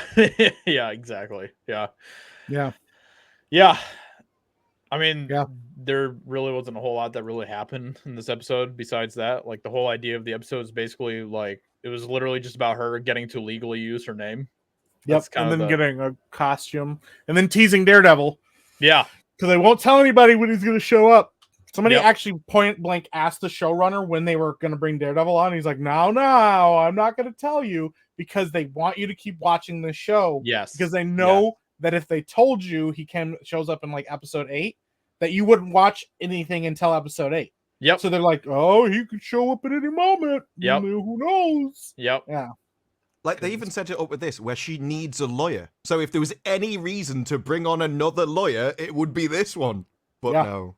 It's such a pathetic strategy that all these companies use, where they'll take all these little bits and pieces from stories that we actually love, like movies, shows that we actually like, and people actually find good. And they will continue to take little bits and pieces, just sprinkle through all of these crappy shows to be like, hey, you wanna see some Daredevil action in this show? Or, hey, look, here's Narsil. Isn't that cool, guys? Yeah. I hate it. I hate it Pretty so much. cool. Yeah.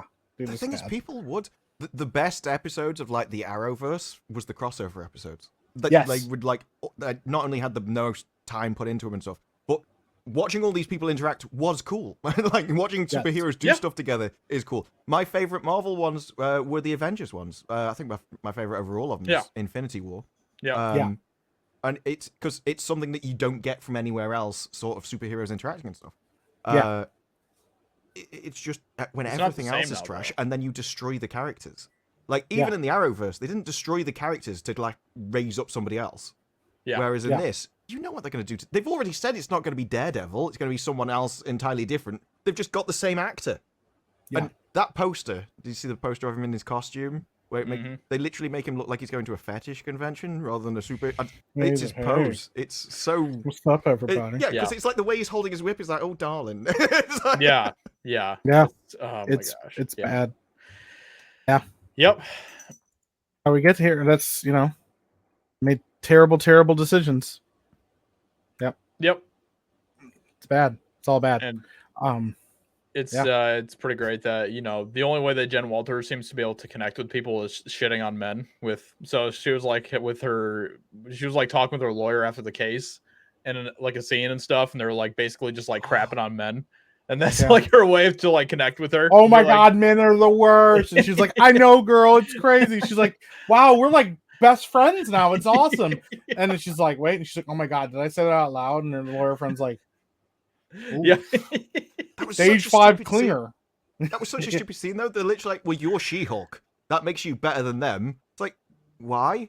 It's like, Yeah. Because what can they bring to the table that's better? Well, I mean, you're green, you're tall, and you're strong. If you ask what men want, I don't. Do they ever list that? Yeah, what I really want is like someone who's over 7 foot and can outbench me. I've never heard of man that's for that kind of stuff. Yeah, I'm not sure when that character Coming is supposed to show up in Rings of Yeah. Power. I'm not sure. Well, they're saving it. That's the cameo they're not telling us. They're like, oh yeah, any minute you'll see Feminem. You never know. You gotta keep watching. It's a surprise. Might be in the next one because they've brought back the dagger now and stuff. So Yeah. now Adar knows to go for the sword. Maybe he'll sort of start recruiting people to get it for him or something. Yeah. Now the plot's really gonna ramp up in Rings of Power. Woo! Yeah. Hell yeah. We're in it. Yeah. Well. Mike, you look like you got something that you want to share. Oh, we did have a little thing that happened for some of us, cool people that are also gamers. There was the beta for Modern Warfare dropped for specifically PlayStation users because PlayStation's the worst console in the world. Mm-hmm. But go ahead. It didn't really actually. No, it didn't annoy me last year because I watched Lethal play it and I'm like, they got one special mode which was actually trash. I'm like, I don't even care about this at all. Vanguard. I never even played it when I got access to it. That mode. Yeah. But in this one, I actually think it looks good. Like, I'm still more interested in Warzone 2, but I think they're opening up the beta for everyone Next weekend. Yeah. Is it next weekend? Okay. Yeah, I believe it's next weekend. 20 seconds. Just knocked over my light. Just hold on a second. Nice. But yeah, it's next weekend, and yeah, so the beta dropped. I do want to point this out because this is what I find really funny about this because this is what this Josiah's going to can't defend it. So Microsoft is acquiring Activision because they want access to all of these games and Blizzard and everything, and apparently, there is a regulatory group in the UK, the Competition and Markets Authority, are looking into the acquisition because they want to make sure that it's fair, especially with a game like Call of Duty and how big it is and what that could mean for the scope of gaming. So they're investigating it, and Sony took a shot at Microsoft about this because they thought it was kind of funny. Apparently, Microsoft was like, "Hey, maybe you should stop talking shit about us because maybe your game could just not be an exclusive or could become an exclusive for Xbox." And Sony got very upset. And we're like, hey, that's not very fair. What What do you mean you're gonna take our game away? You know what? And then like one of the heads of Sony was like, I think it would be pretty bad for gaming as a whole for you to like make this game exclusive to your console and That'd be not let terrible. these people play it. You know what? It's not fair to PlayStation users that you're gonna take such a huge franchise away from us. I mean, even though some of our guys, we're making fun of guys because we just got to play Spider-Man or God of War recently, and they were like, "Oh, we played that game years ago." You're like, "Oh yeah, but like, shouldn't you be excited that more gamers can play your game now?" And they're like, "Yeah, sure, plebeians with your PCs and your non-exclusivity and your ability to play with Xbox players through multiple games and your Game Pass having free games on it on PC and Xbox." Listen, fuck Sony. What I really want is I want them to do what Sony did to everybody when Modern Warfare came out. I want Microsoft to do it completely. I want them to say, no, it's not a console exclusive. It'll just be exclusive for a year to PC and Xbox. Then PlayStation users can also play in about a year. That's what I want. That's what I think. Terrible for gaming, Mike. That's what I think Sony deserves. Exclusives are. That's the point. Like, I can't even disagree with Sony. It would be bad for gamers if things were made exclusive. Yes. But that's been everyone else's point. Yeah. They can't piss around with Xbox, though. Xbox has been going... Well, Microsoft has been going around buying company after company. They could, like, Skyrim and everything else. Yeah, they own Bethesda now, and they're like... and they even said it then, they're like, well, you're going to make the next Elder Scrolls exclusive for Xbox? Microsoft didn't even say it. They were just like, we bought this. And they're like, it would be really bad to make that exclusive. That's not fair to players that want to play it. And people are like, could you imagine such a huge gaming franchise being only on one console and PC? And you're like, yeah, we can, because you guys have been doing it to us for years. But not on PC, just on PlayStation. I think it's funny. Yeah, and like nobody has a problem when Nintendo does it with the Switch, because they're like, well, okay, it's your own company that makes the games, so if you don't release it on anyone else, it's your kind of prerogative. It's not like you've got another developer to do it. But now Microsoft actually owns these companies. It is them, first party, making the games. Like, no one really complained when Halo's not on PlayStation, is it? No, it's exclusive for Xbox. So no one really complains about that, because it's like, well, Microsoft literally made the game, so you don't really have a leg to stand on. But it's exactly the same with this. COD is a first-party title. Yeah, I just think that it would be kind of funny, but I don't want. The reality is, I want everybody to be able to just play whatever. Yeah, I think God of War should drop for Xbox, Sony, or PlayStation, and PC, and we should be able to play those games together. I think that Sony is kind of dragging their feet because they're like, well, yeah, but our biggest thing has always been exclusives. But the biggest thing for me is the fact that they keep taking shots at Microsoft every time they get like run into a roadblock with buying Activision, and they're like, oh, that sucks to be you guys. And then Microsoft is like, you could just make it exclusive. And they're like, listen, wait a minute, let me hold on, hear me out. You know what you do? Every time they make a comment, you just increase the exclusivity by a day. Every time. Oh, what's that? Now it's a 1 week beta. Oh, that's unfortunate for you. Such a shame. But yeah, I think the whole exclusive, especially for like the beta and stuff, like it would be nice to be able to play with other people and other friends. It would be good. Yeah, it'd be a really good time. But most of my other PlayStation friends are broke and they don't have the game, so I can't play with them. So yeah. Is the beta this time a special mode, or is it just like the multiplayer? It's the multiplayer, yeah. So you get to play like team deathmatch, domination. Then they have a couple of their new modes in there as well. Knockout, I think one is called, and then I don't remember what the other one's called, but yeah, I will say as far as the multiplayer goes, I really really like it a lot. I like it a lot. I've heard it's really smooth. You were telling me that it's smooth gosh. and the movement system is really good.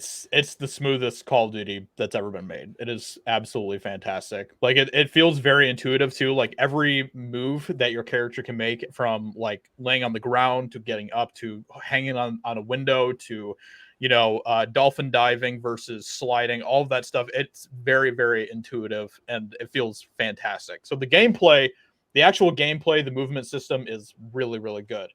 Now, J God released a video yesterday Yeah. that was talking about Warzone 2. Mm-hmm. He Yikes. shit bad. Yikes. Now, before you crap on it, talking about the movement system, I watched Tim, the Tapman player, and there was a moment on that where he jumped from one building and then like grabbed a window ledge, climbed on top of the window ledge, and then made it onto the roof. So you can jump a lot further around the buildings. So I do think the movement system looks good. Yeah, J God said that he movement had a lot of system issues looks from great. just what I I, mean, saw with the rest. Yeah, he said J God look great. I do love the movement system a lot. That's what J God said with Warzone. He said he liked the movement system. He likes the guns a lot. He said he really liked the map. Even the map is like really like it's point of interest. It's built around point of interest. Yeah, it looks like a more sandy Verdansk. Like they've gone back to sort of cities and stuff. Yeah, and he said that stuff he really liked, but he had a lot of bad stuff to say about it that I was like, yikes. He said that his general conclusion, before we get into the details, was that he said that if it released right now, it would be a bad game. And like he's like, it's not finished. Like it can't. This cannot be the final product. They don't have long though. It's not going to change much. It's going to have to be. He said that he thinks they should delay the game. What were they? Because I know that they were originally talking about releasing Warzone 2 like next year. Yeah, but early next year. Are they releasing it like on release date now or? I don't know. I think it's supposed to come out still March of next year. Oh, is it? No. Warzone 2 release date 16th of November. That's what I thought. Yeah. Okay. Yeah. Really? I thought that it was going to be released pretty soon, around the same time as the. Yeah, November 16th. Yeah, originally they said next year, but November 16th. Wow. I mean, I think it was leaked as that a while ago, and I had that in my head, but it looks like yesterday confirmed it. That's really so. Yeah, Jay got one of the things he was saying was like the new mode now. So your inventory is like Apex in that it's I don't like any of that. No, it's just a bag and it just fills, and you could like accidentally fill it with the wrong kind of ammo for your guns. It's no longer like I have a spot for all the ammo. You can pick up. He said now you start with 2 plates. You can pick up a satchel that'll give you a 3rd plate. But he said the problem is the satchels don't have plates in them. So at one point, like somebody had a bunch of satchels and no plates because they didn't realize that the satchels weren't plates. No more loadout drops. Yeah. He said trying to get 2, like you could buy your weapons at like a buy station, but trying to buy 2 weapons is like extremely expensive and really tedious to do. Yeah, dude, I'm not against that in theory because loadouts make ground loot pointless. Yes. That's my issue. He so said I can understand a more ground loot based game. He said that the problem is that like when you drop back in from the gulag, he said it can be really hard because you're at a massive disadvantage with ground loot towards other players. He said and trying to get your gun back is really, really hard. He said it's like really expensive to get a gun, and it's not like trying to buy another loadout. He said whereas like before your team could strategically drop a loadout box somewhere, and then your team could go to that if you needed to get your guns back. Now he's like, there's not that at all. He said there's no perks on the ground anymore, like that drop out of stuff. He said that your teammates could still like drop money probably for you to be able to get your gun back or whatever. Yeah. He also said that now you can. Was it Iron Trials that massively increased the price of everything? Because, I think so. I remember. Yeah, I remember playing a game where loadouts were so expensive you basically couldn't afford them. And I actually much preferred that. That was way back on Verdansk days, but I really enjoyed the lack of loadouts. Yep. Well, and he was saying that like what was the other thing he said that was kind of because of the way that the inventory system is managed, like you could just carry like not like you could fill up your entire bag full of kill streaks. Like he's like at one point you could just hold 3 cluster strikes and a UAV in your inventory at one time. He just because it's just a bag that just fills up with stuff in it. So there's no restrictions on anything. He said that it's cool for like grenades and stuff because you could carry a throwing knife, a claymore, and a bouncing Betty and have them all in a row. So that you can like that either. Yeah, I don't either, but that's what I think all these things are annoying. Like we've been on we've been playing and you like there's just airstrike. Like I can't believe you've got another one because they're just buying them. And they just happen to be by a buy point. That's annoying enough as it is. If you could just do that anywhere with no limits, like all all of these things are the bits about COD that annoy me, and now they've just basically made them almost unlimited, or at least you can choose which piece of annoying you want to be. Well, apparently, one thing he did say is that UAVs are 1 per buy station. So, like, you can only buy one at one. Like, if you go to a buy station and buy a UAV, you can't buy another UAV off that buy station. Which I think I don't think that. I think it's per player, but that means that if you drop at a spot, you can't just go there again and just spam UAVs. But I don't think you should also be able to spam cluster strikes or precisions either. So.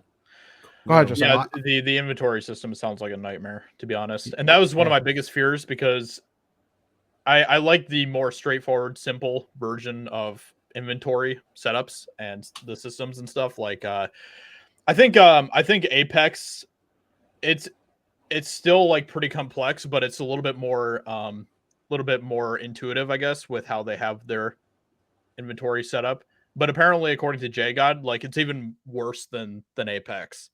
Their inventory system in Warzone 2, which is sounds horrible. The thing that worried me is there was a lot of comparisons from this to Blackout. Yeah. And that you saw something like this in Blackout, or you see things like this in Blackout. Died. Blackout was a disaster, in my opinion, with their inventory system. Yep. Like you literally had just like certain slots, and you could fill those slots with different things, but it just didn't make a lot of sense because you could you could put a whole bunch of like stuff that wasn't really necessary. Like you were talking about like the satchels, like you could fill up your inventory slot with satchels and then not be able to like carry any plates or anything. And so if you pick up like all these things, and apparently the other thing that I think the J guy was talking about also, that like there was not really like a sound cue for when you picked up like ground loot or something like that as well. Yeah, I think he said too. Yeah, everything's like quieter, so like the things are quieter, like the loot boxes and stuff are quieter. Yeah. So then even that you can't hear as well. Yep. The other thing that's really concerning is he said the TTK is really, really like low. He said you can just melt people. On multiplayer, it is extremely low. It's almost like kind of like a halfway point between like hardcore and core. That's crazy. Which when it comes to multiplayer, I actually don't really mind that too much because I like elements of core and I like elements of hardcore, and I think that kind of makes it a nice mix. So for me, it doesn't really bother me with having a very, very low TTK on like multiplayer, but I would not want that for Warzone. He said that Warzone is really bad because you're back to 100 health and then 2 plates. He said you can just melt. Yeah. You can just melt people in this game now. Yep. Yeah. He also said that too. There's no real indicator for when you have 3 plates. So what it is like you just go, cool, that guy should have died. He must have an extra plate on him. Wow. So like, yeah, even now you don't know, because that's the thing with Warzone. I always like that you start with maybe 2 plates, but you put a 3rd plate in, but you should have just assumed that everybody has 3 plates on. Now you might not know because everybody drops with 2. But yeah, the fact that the TTK is back to being so high again, it just felt like they tried to innovate, and I'm like, you never needed to innovate. Just listen to what people are saying to you. That wasn't like the actual core mechanics of Warzone were never what the actual problem was with the game. Yeah. I also I agree with Disparu. Like not having loadouts is not that's not it's not a big deal. Like I mean, I should caveat that with the ground, because when they did that and the loadouts, I think the ground loot was really good. So the guns should be effective on the ground. Like they shouldn't just be joke things that you then move on from. They should be comparable to loadout weapons. They just may not be specific, like the perfect thing that you would choose. Yeah. Yep. Absolutely. So yeah, man. I mean, I'm just all the changes that they're making and stuff like that. The fact that JGod was really unhappy with a lot of it, and he said, he did say some of that's just his personal thoughts on it, and I mean, obviously that's is what it is. But he was also saying that he thinks that right now it seems very undone, and a lot of the things that they changed were things that nobody asked them to change. So yeah, why they've changed a lot of it, because if they just kept most of it the same, people would be like, the same way they are with Overwatch. This is the same game. You've done it all over again. all you've done is wipe my skins. That would have been a problem. So Yeah. they wanted to change it enough so that people see it as a legitimate second game rather than just a new map where you've taken away all the stuff they've paid for. Mm-hmm. Mm-hmm. Yeah. Yep.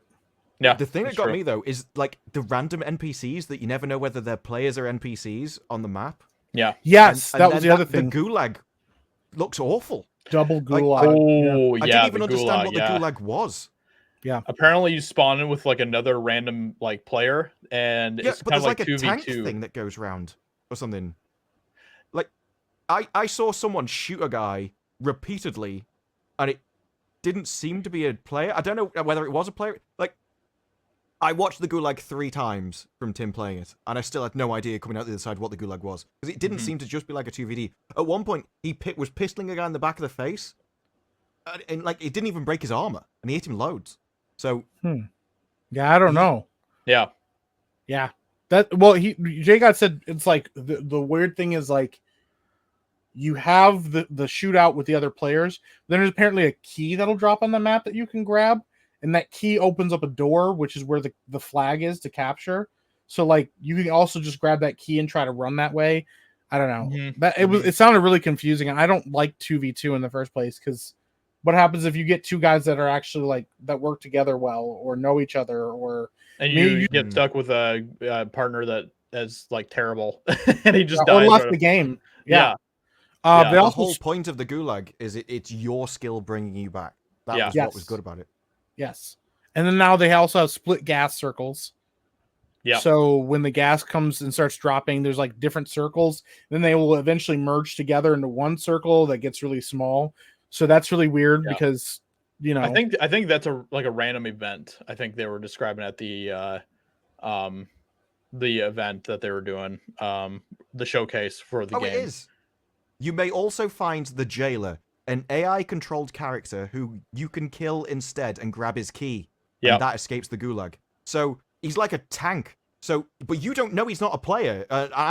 You know, with the quality of the stream and everything, I don't know whether he looks differently. Maybe we'll learn over time. But he was literally dying to players because he's shooting this thing in front of him that he thinks is one of the players. But it's because it's got so much more health, you end up like running out of ammo in your gun, and then a person comes around and kills you. So it was horrible. Yeah. Yeah, dude, it's bad. I mean, yeah, there's also enemy AI strongholds.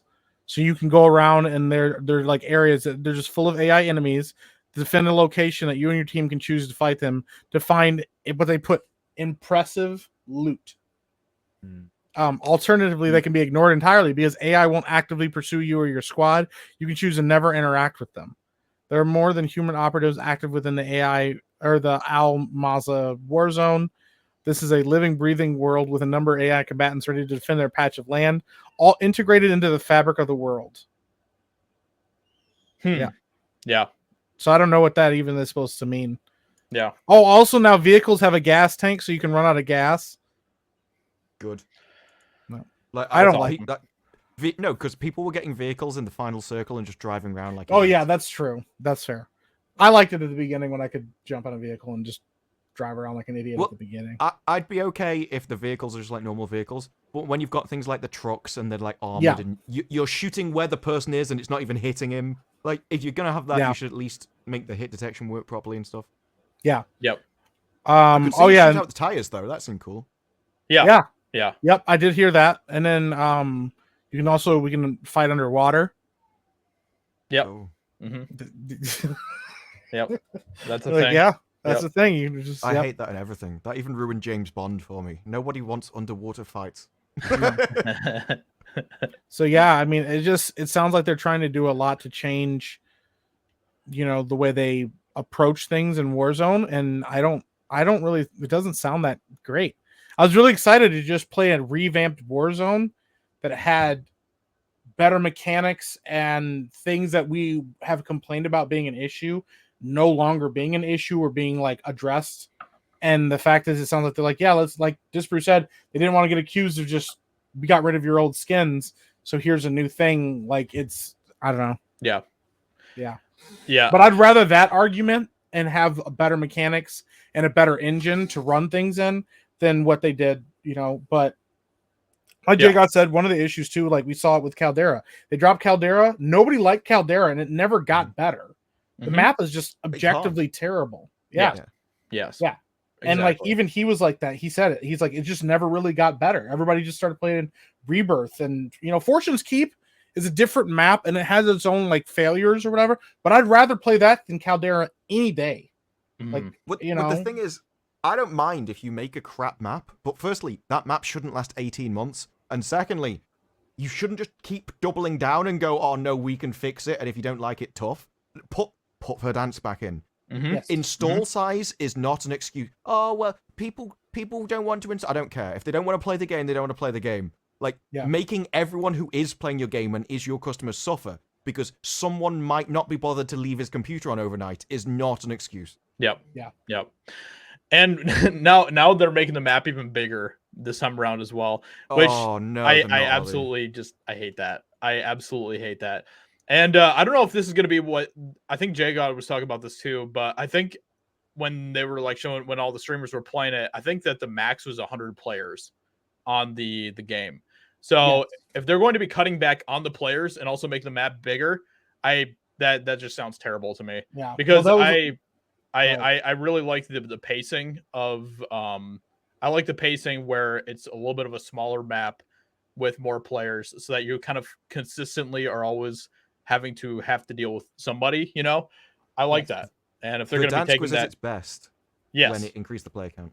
Yep. Yes. Exactly. Yeah. 100%. Yep. Well, and that's what Jay God said too. He said that's a concern because you could definitely run into a situation where you're waiting a long time to get into fights.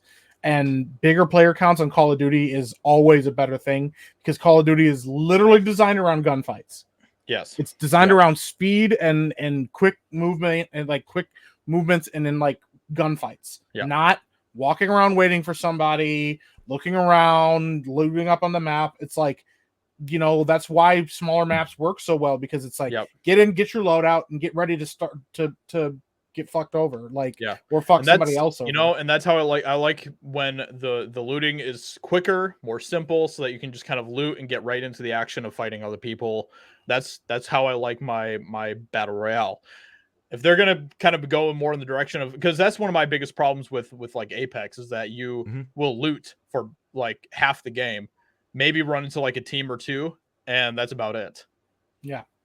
And Warzone, it was great. Mike, your mic is cut out or something. I don't know what happened. You'd grab a gun, you'd get an armor plate, and you were at the same effectiveness as everyone else.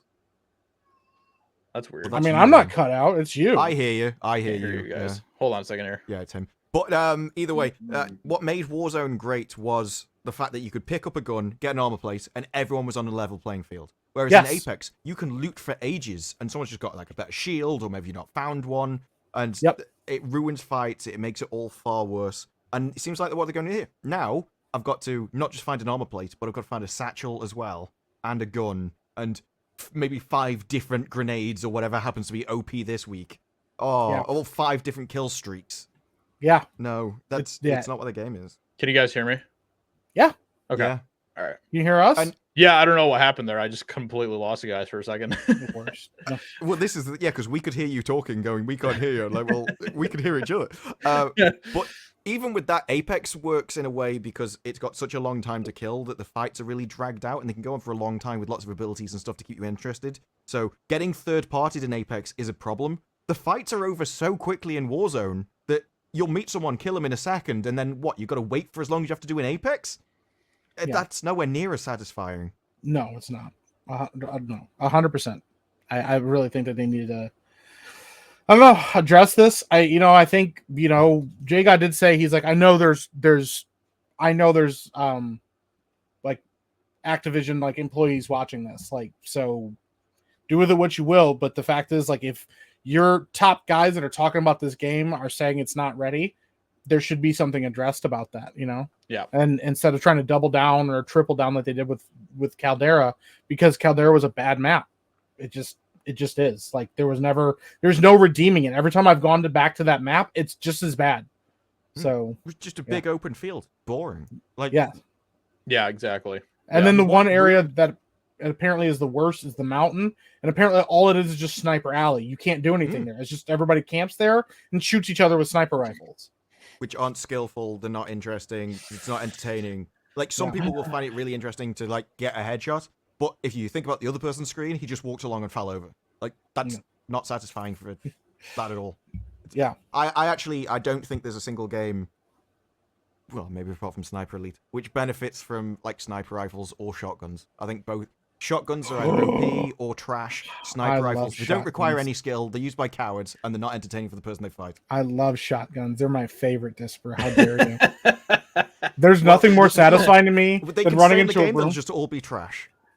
There's nothing more satisfying to me than having that double barrel shotgun and with fire rounds on it, and just walking into a room and just dropping a guy instantly, and he's just like, "Whoa!" And you're like, "Yeah, exactly, yeah." But my complaint is exactly the same about both. As far he just saw you and died, like that's not satisfying. That's not interesting to fight. He makes me nut in my pants every time. Yeah, and the person one-shotting someone with a sniper rifle also gets the same way. Yeah, but they're supposed to be interesting with two people. They're hiding and they're far away. At least I got to run up on you. You know. Same as I don't think standing next to someone, which makes it easier to hit, is a skill. I mean, it's also the same with sticks, though. Like I loved melee weapons in Warzone. Yeah. Oh, dude, it was one of my favorite. It's still, even if I got by it, like walking into a house and everybody in the house has a riot shield and sticks. You're like, this sucks. I hate this. The great thing about shotguns, especially in like Warzone, is because you know that there's going to be teams that are just like camping in houses around the place. It's so much fun going in there and just wiping people out when the shotguns are actually good and Warzone and stuff. Yeah, I used them. Like there was that. Do you remember the revolver shotguns?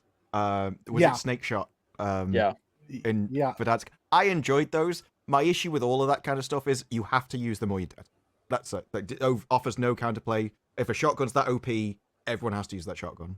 Yeah. Well, that's fair. Yeah. Well, that's why you have melee weapons, because you could take somebody out with the melee weapons. If you weren't beating my snake shot with a melee weapon, you weren't getting close.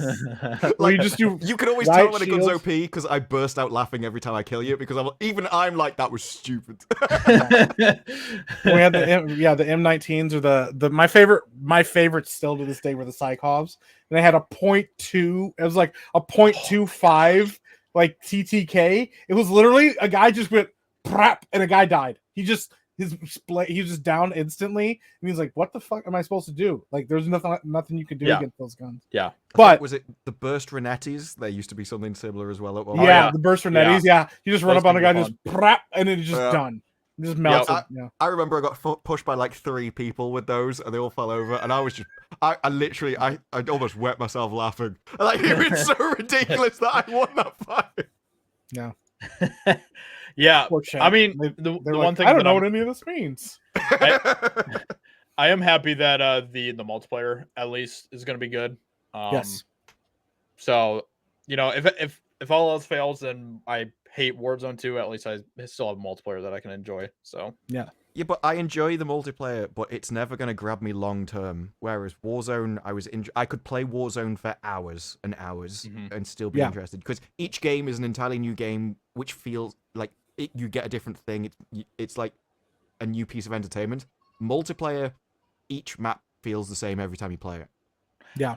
I don't know, maybe this helps for me. When I play multiplayer, I love to like try to go for like gold and platinum and all that stuff with the guns. So I'm like always using different guns when I play multiplayer, which helps kind of keep it interesting for me.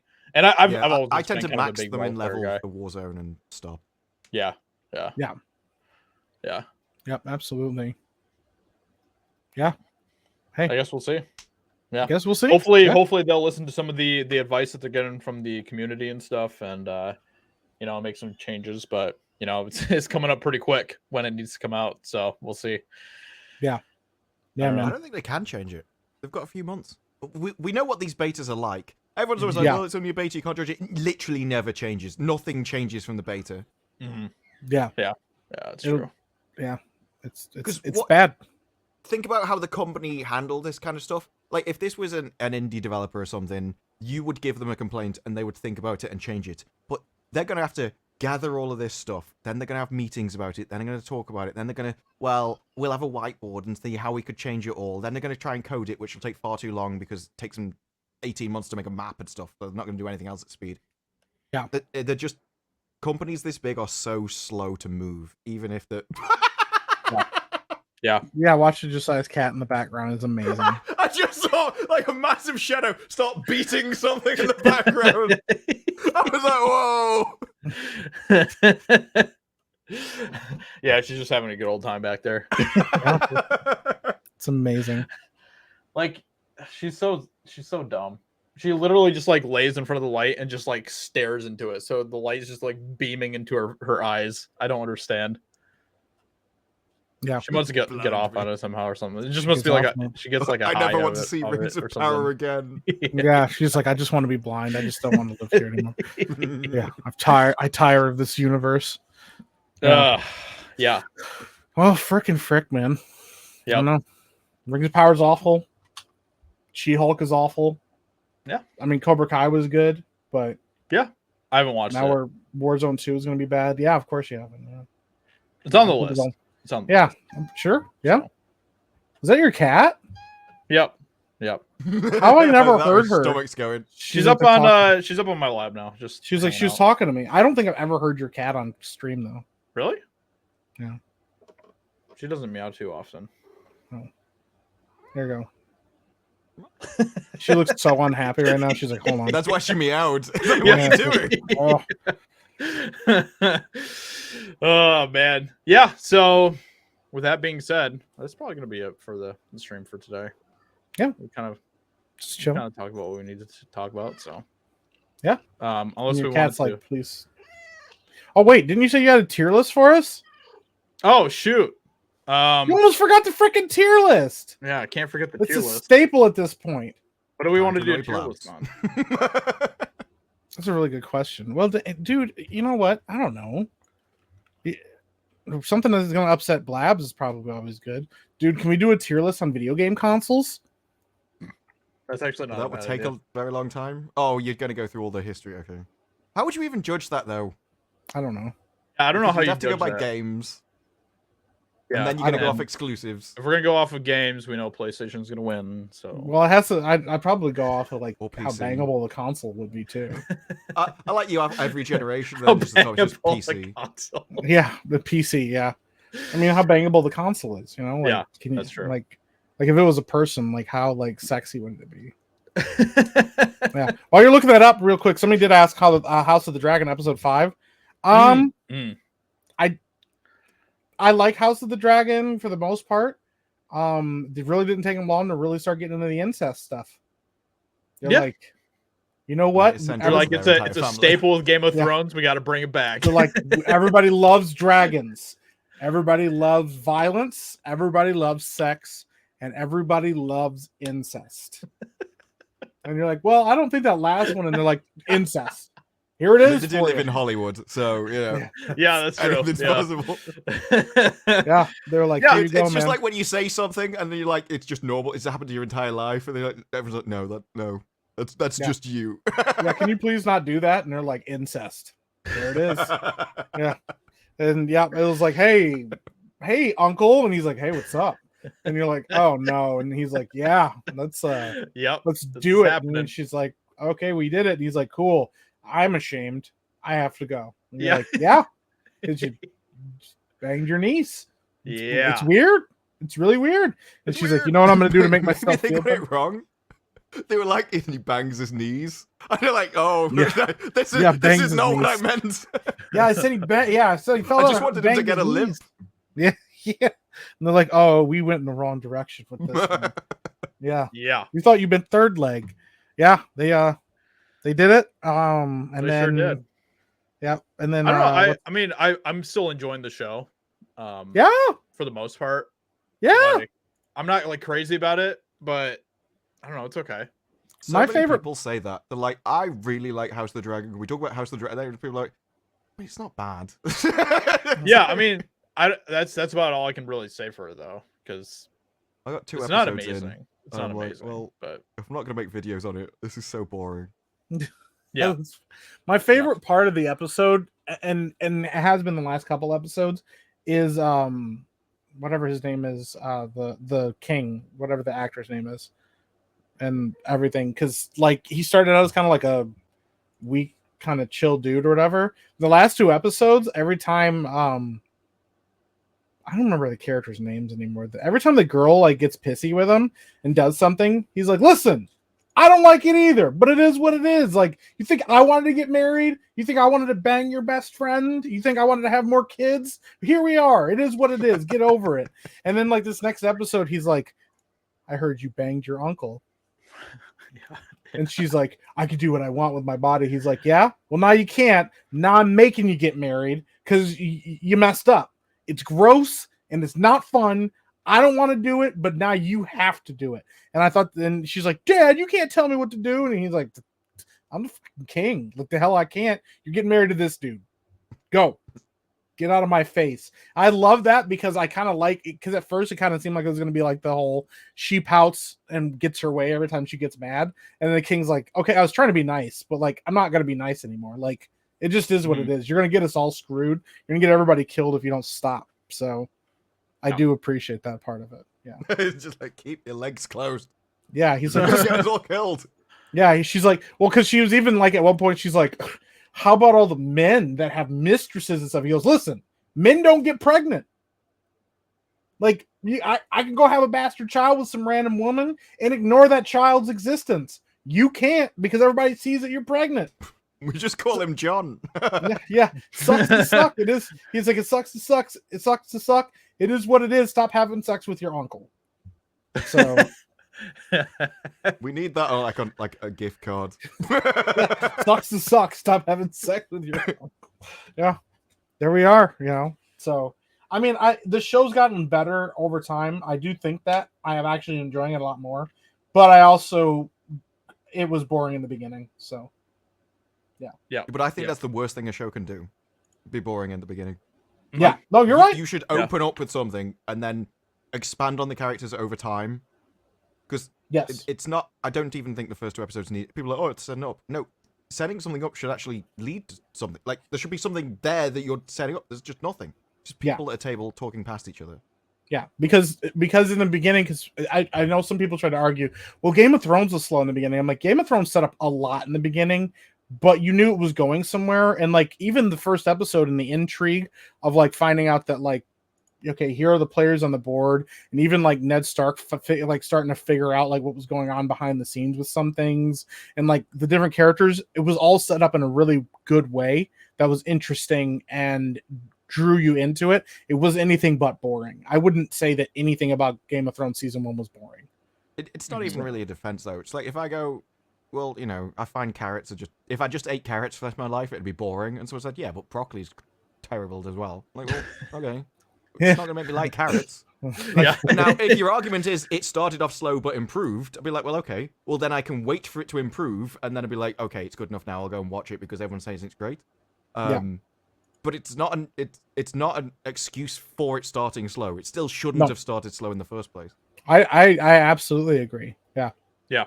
So I'm interested to see. I'm actually getting interested to see where it's going to go, but because it does feel like it's improving and it's finding its footing. But yes, the first couple episodes, I wasn't that fond of the show. I didn't know what it was trying to do. But I mean, like I thought Matt Smith did a decent job, and he's kind of carrying the show. Awesome.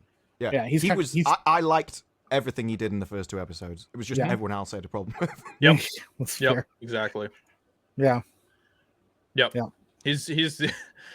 He's in the only scenes that are actually interesting in the show. So yeah, that is true. And yeah, if you did he it bangs just his niece. his scenes, I'd be like, this is an incredible show. Yeah. and he bangs his niece. So that is something he did. Yeah. based. He's just got big knees. Based. He just banged his knees. Yeah. Well.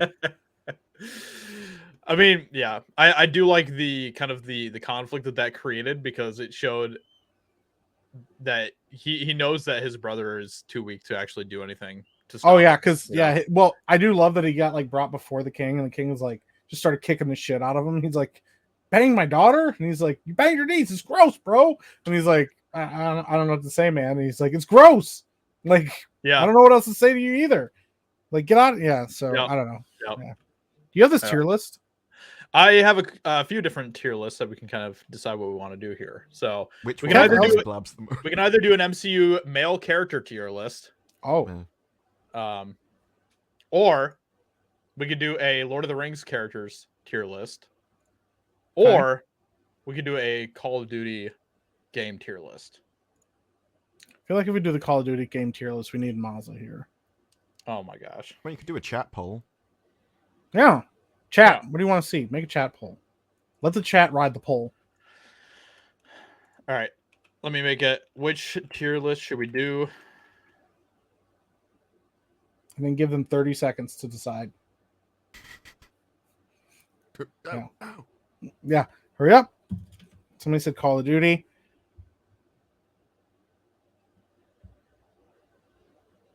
It's been the best chat so far. At least we get to read each other's chat. Yeah. But yeah, I don't know, man. House of the Dragon is probably the best show right now, but it's not because it's so good that it's like rising above the rest. It's just that everything else is so bad that the comparisons are just yeah. Like, I don't know if it's just me, but it's like that's not how I judge. I don't judge things relative to everything else. It's like, is this good? Yeah. And if it isn't, then like there's so much, especially as there's so much entertainment throughout all of history that I've not seen. There's always something else I could be doing, which is good. And so you're not just competing with like all of the modern shows. You've got everything else, and so just because it's better than a Marvel movie, I'm like, eh. I mean, if something else worse happens, then I actually find that more interesting to talk about than something. For me, average is not good. Like it's sort of that's boring because it's like, well, there's nothing really to critique, and it's kind of okay. It's like, I'd rather something be amazing or trash. I'd lean to the either end of the scale. Yeah, and absolutely. I mean, that's kind of where we're at with. I feel like House of the Dragon. Like people don't really talk about House of the Dragon that much. It's either how terrible like Rings of Power is and She-Hulk and all this stuff, or I mean, there's not really anything amazing that people are talking about right now either. So I guess that's kind of what we're stuck with. So House of the Dragon is interesting though, because loads of people have been like, "Can you talk about this? What about House of the Dragon? I'm really looking forward to watching House of the Dragon. It's good." And then as they talk about it more, they're like, "Well, it's a bit better than average." Like, right. It is literally just like everything else is so awful that it's something to look forward to in the week because there's nothing else. That's what I get you. Yes. Yeah. Exactly. Well, it's just like, this is incredible television. They don't talk about that as they would have talked about Game of Thrones. No. Absolutely. Maybe it'll improve. Who knows? Yeah. But once again, like you said, Game of Thrones started out really strong. And it did fall off, but it took 4 seasons for it to really start getting major criticisms for the writings and stuff like that, because for the most part it was really extremely well written and the characters were interesting. But what I also think was interesting about Game of Thrones in general was that when the show started, the writing started getting bad, the actors also started calling out how bad the writing was getting.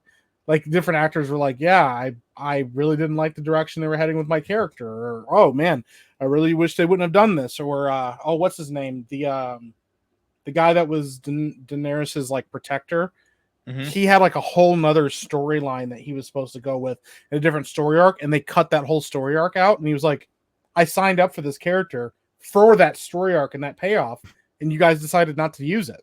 What gives? So yeah. Oh, I just had an idea. Oh no. I don't like this idea. No, that's never a good sign.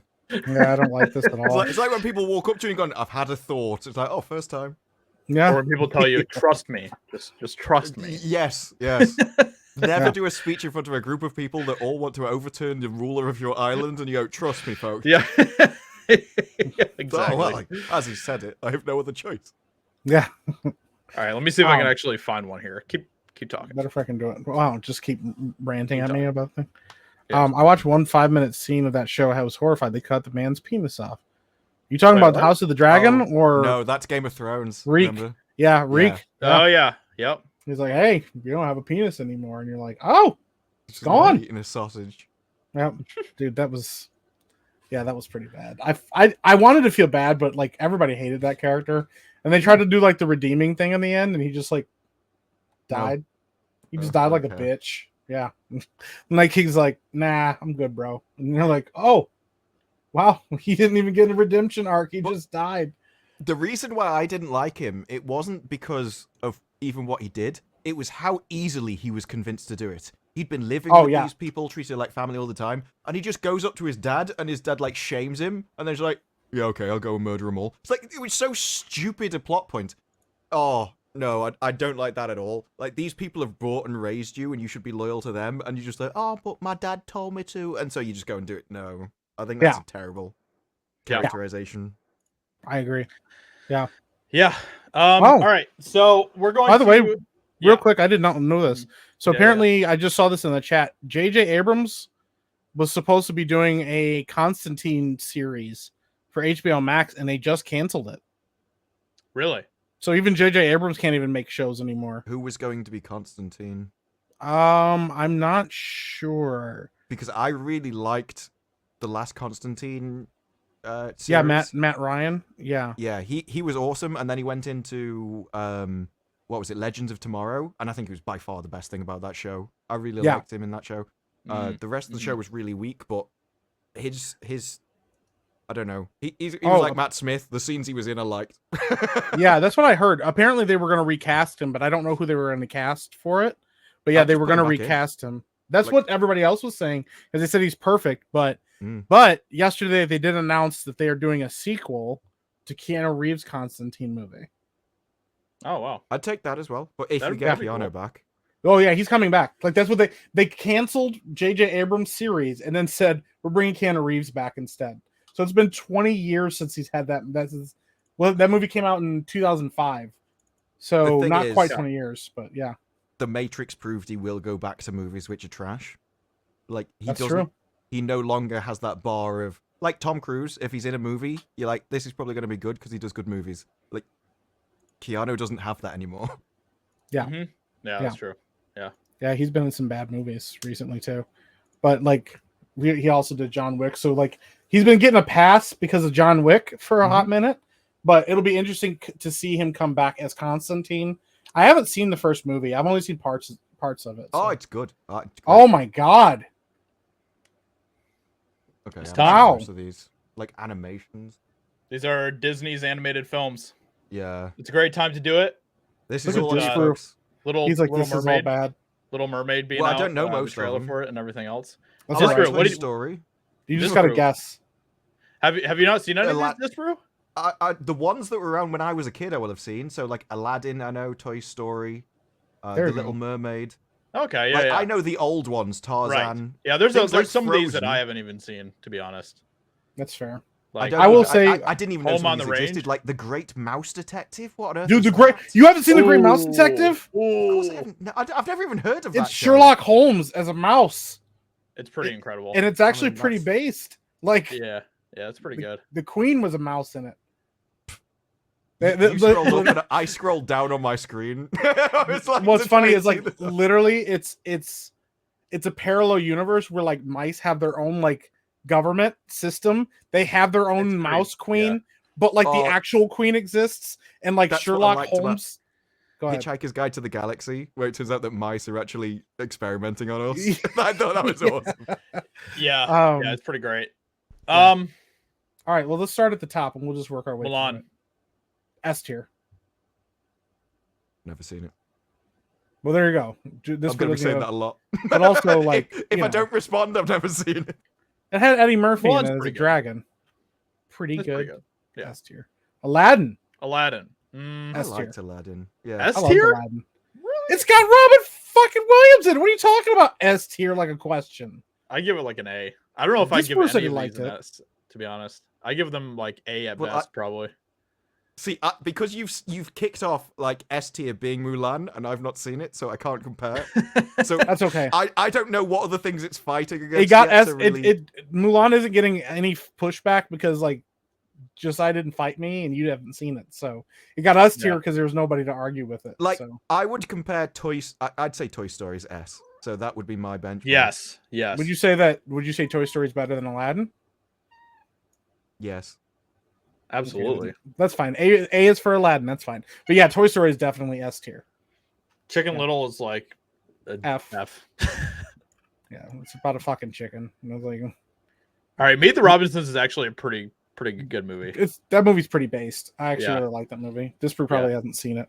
I've not seen either of these next two.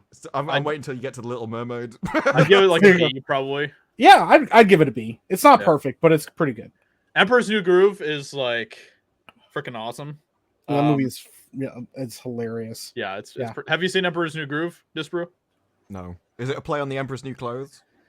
No. So they were just lazy with the title. It was supposed to be it was supposed to be called Empire of the Sun. It was supposed to be this really serious movie about like Aztecs and all this stuff. And then they were like, yeah, we're not doing any of that. They scrapped all the previous ideas for the movie. So just make it a comedy. And then that's what it is. So yeah. And it's actually pretty good. It's literally about like an emperor, like I don't know if he's like Mayan or Aztec or something, but he gets like turned into a llama. Yep. And then it's about his adventures as a llama. This isn't not convincing Disprue that this is a good movie though. I'd give it a B. How am I supposed to judge? I've never seen it. How am I even supposed to give it a score? But Little Mermaid. You're like, it's supposed to be really serious, and then we just switched it all. It's like that's not normally a good sign for a movie. Yeah. I do not give the tiniest crap about Little Mermaid. I just don't. It's a musical. I despise musicals. I hate animated musicals, live ones, no awful. You know those TV shows like Buffy's has done them and other ones have done? Or we do a musical episode. I literally just fast forward through all the songs to get to the actual content. To be honest, like I used to watch like all of the Disney movies when I was a kid. Little Mermaid was like the one that I never watched. See, I just watched Little Mermaid the other day. Ursula's pretty based. Okay. Here's the thing. She literally fought the king. You also of the said sea. that having incest is based, so you need to. Well, that was a joke, Josiah. Listen, she literally talks. She goes to the king of the ocean, and she's like, "Hey, bitch, I'm gonna steal your daughter's soul." And he's like, "You can't do that. I have this giant Triton." Blast, and she's like, "I have a legally binding contract," and that's how she beats the king of the sea. She literally says, "She signed this. You can't do anything about it, and you can't hurt me because of it." I think that's pretty dope. Like, that's a pretty great villain. Just give it a. So what you're saying is it's educating kids about the law in a better way than She-Hulk. Yeah, 100%. Actually got more interesting trial scenes also, than She-Hulk. My other favorite part about it is like when I watched it again, the implication is that the reason the prince wants to bang her is because she used her siren song on him. So he's not even thinking clearly. He's just like, she sang to me. For some reason, I'm in love with her because of it. And then as soon as Ursula used her voice and sang to him, he was like, "I'll marry her instead." And then went right back to Ariel as soon as she sang to him again. So he doesn't like, she completely like mind wiped this guy to get him married. So nice. It's pretty big. That's actually not as keen on the movie now. I think that's horrible. I think it's pretty great. But Hercules. Have you ever seen Hercules? I think this is one of the movies I saw when I was so young. I have no memory of it. Oh, I remember. I know the screenshot though. I remember the character, but I can't remember the movie at all. I give it a C. I don't know. I'm not like thrilled about Hercules. It's just kind of whatever. So, yeah, it is. It's just whatever. Yeah, we'll give it a middling thing there. So Hunchback of Notre Dame is actually like pretty freaking awesome. So yeah, I'm like, okay, this is like legit opinion. Hunchback of Notre Dame, if it didn't have the gargoyles in it, would be the greatest animated movie ever made. That's just my opinion on it. I think I think the opening of that movie is so good. Like, I don't think there's any opening to any movie that's better than the opening of Hunchback of Notre Dame. Wow. Yeah. The whole thing Saving with like Private Ryan. I'm talking about animated. We've still cut out most of its competitors at this point. Yeah, I'm saying animated wise, it's like the opening of that is amazing. Like, I mean, and Frollo is the villain where he's like, "Hey, I'm this righteous judge, but I also like hate gypsies, and I'm about to kill this baby because I'd be doing the world a favor by getting rid of this like filth and scum." I mean, like, Up has a pretty incredible opening. Dude, listen, it's not better than Hunchback of Notre Dame. I'm sorry. It's not even close. It's at least A tier because the gargoyles suck. They're awful. Yeah. They make armpit fart jokes. Yeah. I'd give it an A probably. Yeah. We'll go with that. I hate That's you so fine. much. That's fine. Tarzan's like I'm actually a pretty big fan of Tarzan. I think that Tarzan was pretty Yeah. great. I mean, Kid Me liked it. This is the thing. I saw all of these when I'm like single digits. You just gotta go back. I just gotta tap really into wasn't your judging them childhood. off much at the time. Gotta Yeah, just tap grab into your grab with childhood Disparu and be like, "What did you think about this movie?" I think, well, he liked Tarzan, but you know, There you go. go. if you All ask me why, all I've got is like vague memories of like. I think I wasn't bored during this time of my life. What would Child Disparu give Tarzan for a score?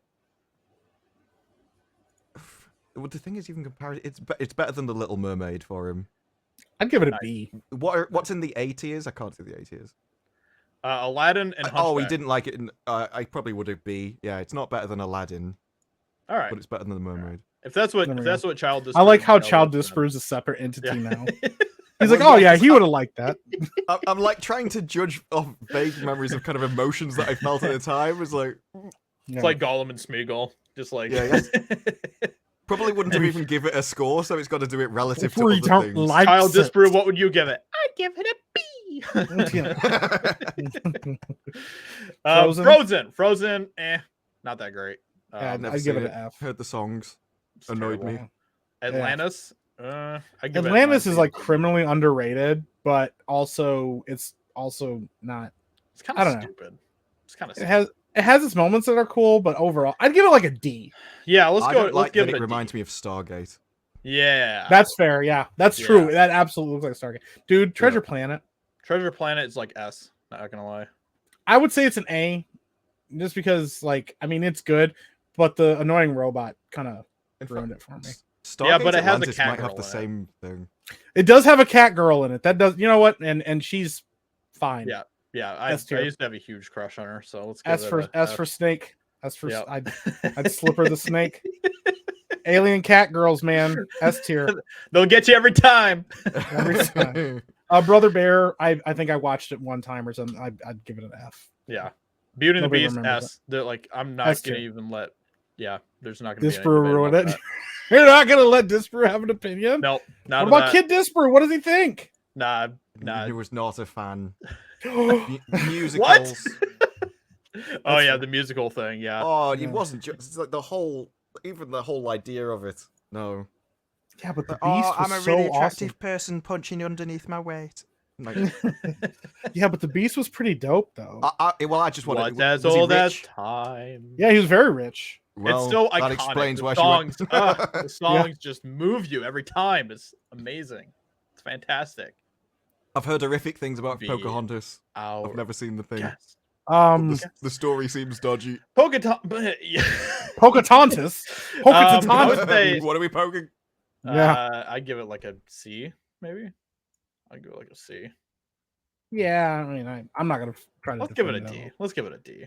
Yeah, that's fine. I don't even know what Home on the Range is, so I'm gonna give it an F. Yeah, I've never heard I've watched it one time, like a long time, and I've never even fully watched it. Yeah, F. Oliver and Company. I don't know.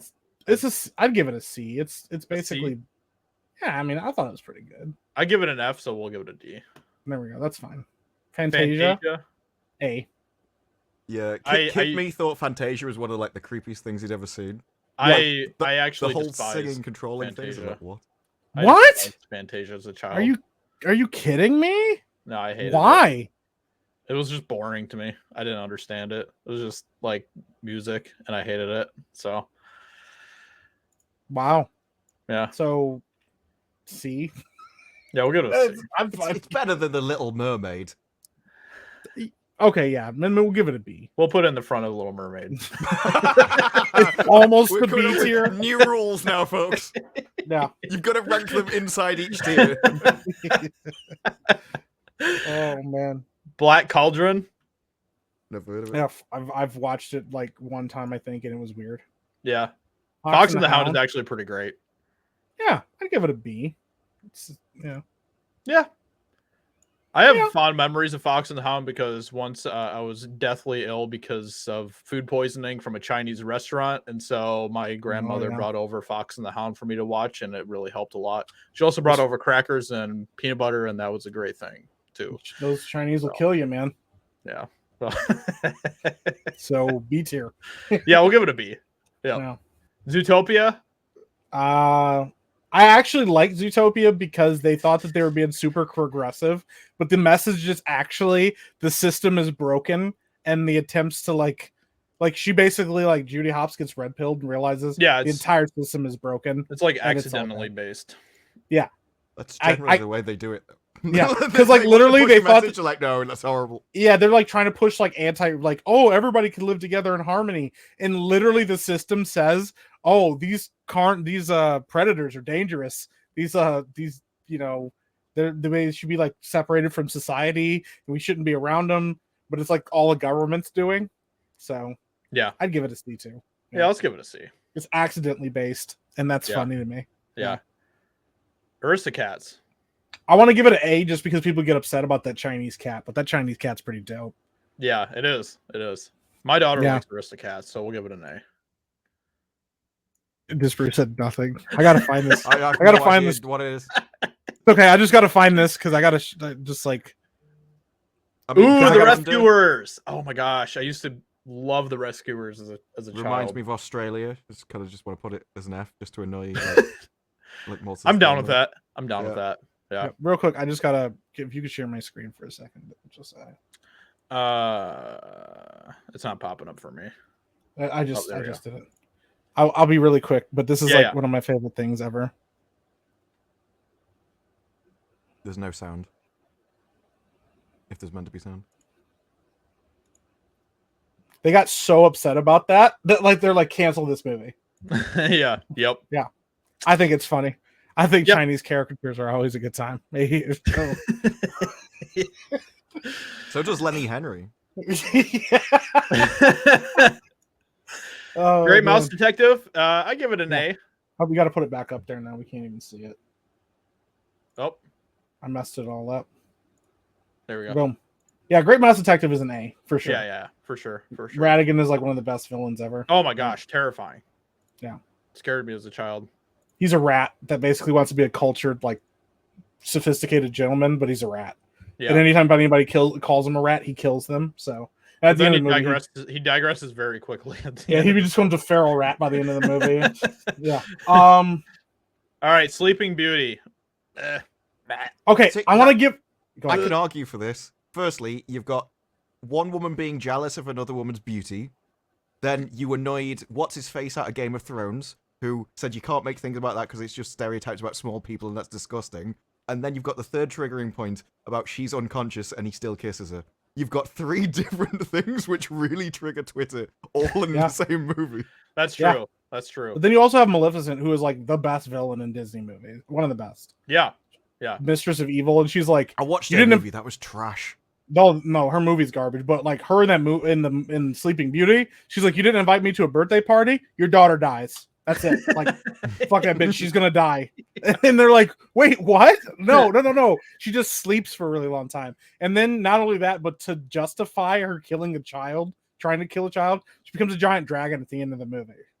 Like, wait, did I just argue this entire plot of Snow White? I think I argued the entire plot. You mentioned Little People, but I assume there's probably that's Snow White, isn't it? Yeah, that's Snow White. Yeah, well, it's fine. Sleeping Beauty then. This one's Sleeping Beauty too. He kisses her while she's sleeping too. Yeah, I got that bit, but the other ones were Snow White. So this is the one where she pricks her finger on spinning wheel. Basically, this child's born. These fairies show up and give her like gifts, and then the Mistress of Evil shows up and said, "You didn't invite me to this party. She's gonna die when she turns 16." And they're like, "No, instead of dying, she'll fall asleep forever." And she does fall asleep, and her prince is like, "I'm gonna find her and I'm gonna kiss her awake." Yep. Yeah. Yep. And then she's like, "You're not gonna kiss her awake. I'm gonna turn into a giant dragon." So he murders her and then kisses her. So this has the same thing as because Snow White also gets woken up by getting kissed by yeah. It's a common thing. So I got this movie's trash then because that's none of the things that I like. I would give it. I got the entire movie wrong, and there's nothing in this apart from someone. No, I'd give it a B because of Maleficent. I'll give it a B because it triggers Twitter. Yeah, it was only when you said Maleficent, I'm like, hang on, no, it's not. Robin Hood has is a witch in like it with the phenomenal. apple. The witch is the witch. Go ahead. I was just gonna say this is one of the best Robin Hood adaptations of all time. So, Disper didn't say anything. This is like your wheelhouse. Yeah. What is I mean, they're just cartoons. It's like I stopped watching cartoons when I was a kid. Yeah, but like British Robin Hood, you know? Made by Sherwood Americans. Forest? Huh? We don't Made have by anything Americans. cool. Well, yeah, that's true. It was made by Americans. Yeah, that's fair. Yeah, All right, we'll give it an A tier. We're like, hey, that's really nice mythology you got over there. It'd be Little a Mason shame He if turned it we into a fox. took it. Oh man. Jungle Book. Oh, I hate this version of Jungle Book, to be honest. really? Wait, there's Yeah. multiple versions.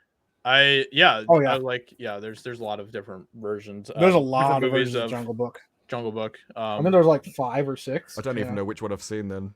Yeah, I've I only love seen the one book. Jungle Book. The book of Jungle Book is I love that book. I used to read it all the time when I was a kid. Hated the movie though. I'd give it a D. All right, Would There's you? some parts I really like, but it's mostly the bear. that's fair. Is that this, bro? No, it's just from your previous one where you were doing the Marvel characters. Every time you're like, I'd give it the D. It's like, no. Yeah. Well, this one we're moving We it know around what a that little tier bit. means for you. That's the problem. Yeah, this one is more like slipping. Yeah, giving him the S, slipping in the snake. You know. B is also for bang. 'Cause Every Sleeping Beauty tier. is pretty We know hot. what C is gonna be. Now, Yeah, Rescuers is Rescuers. pretty dope. Rescuers was pretty good. Yeah. I give it a B because it's also really sad. Yeah.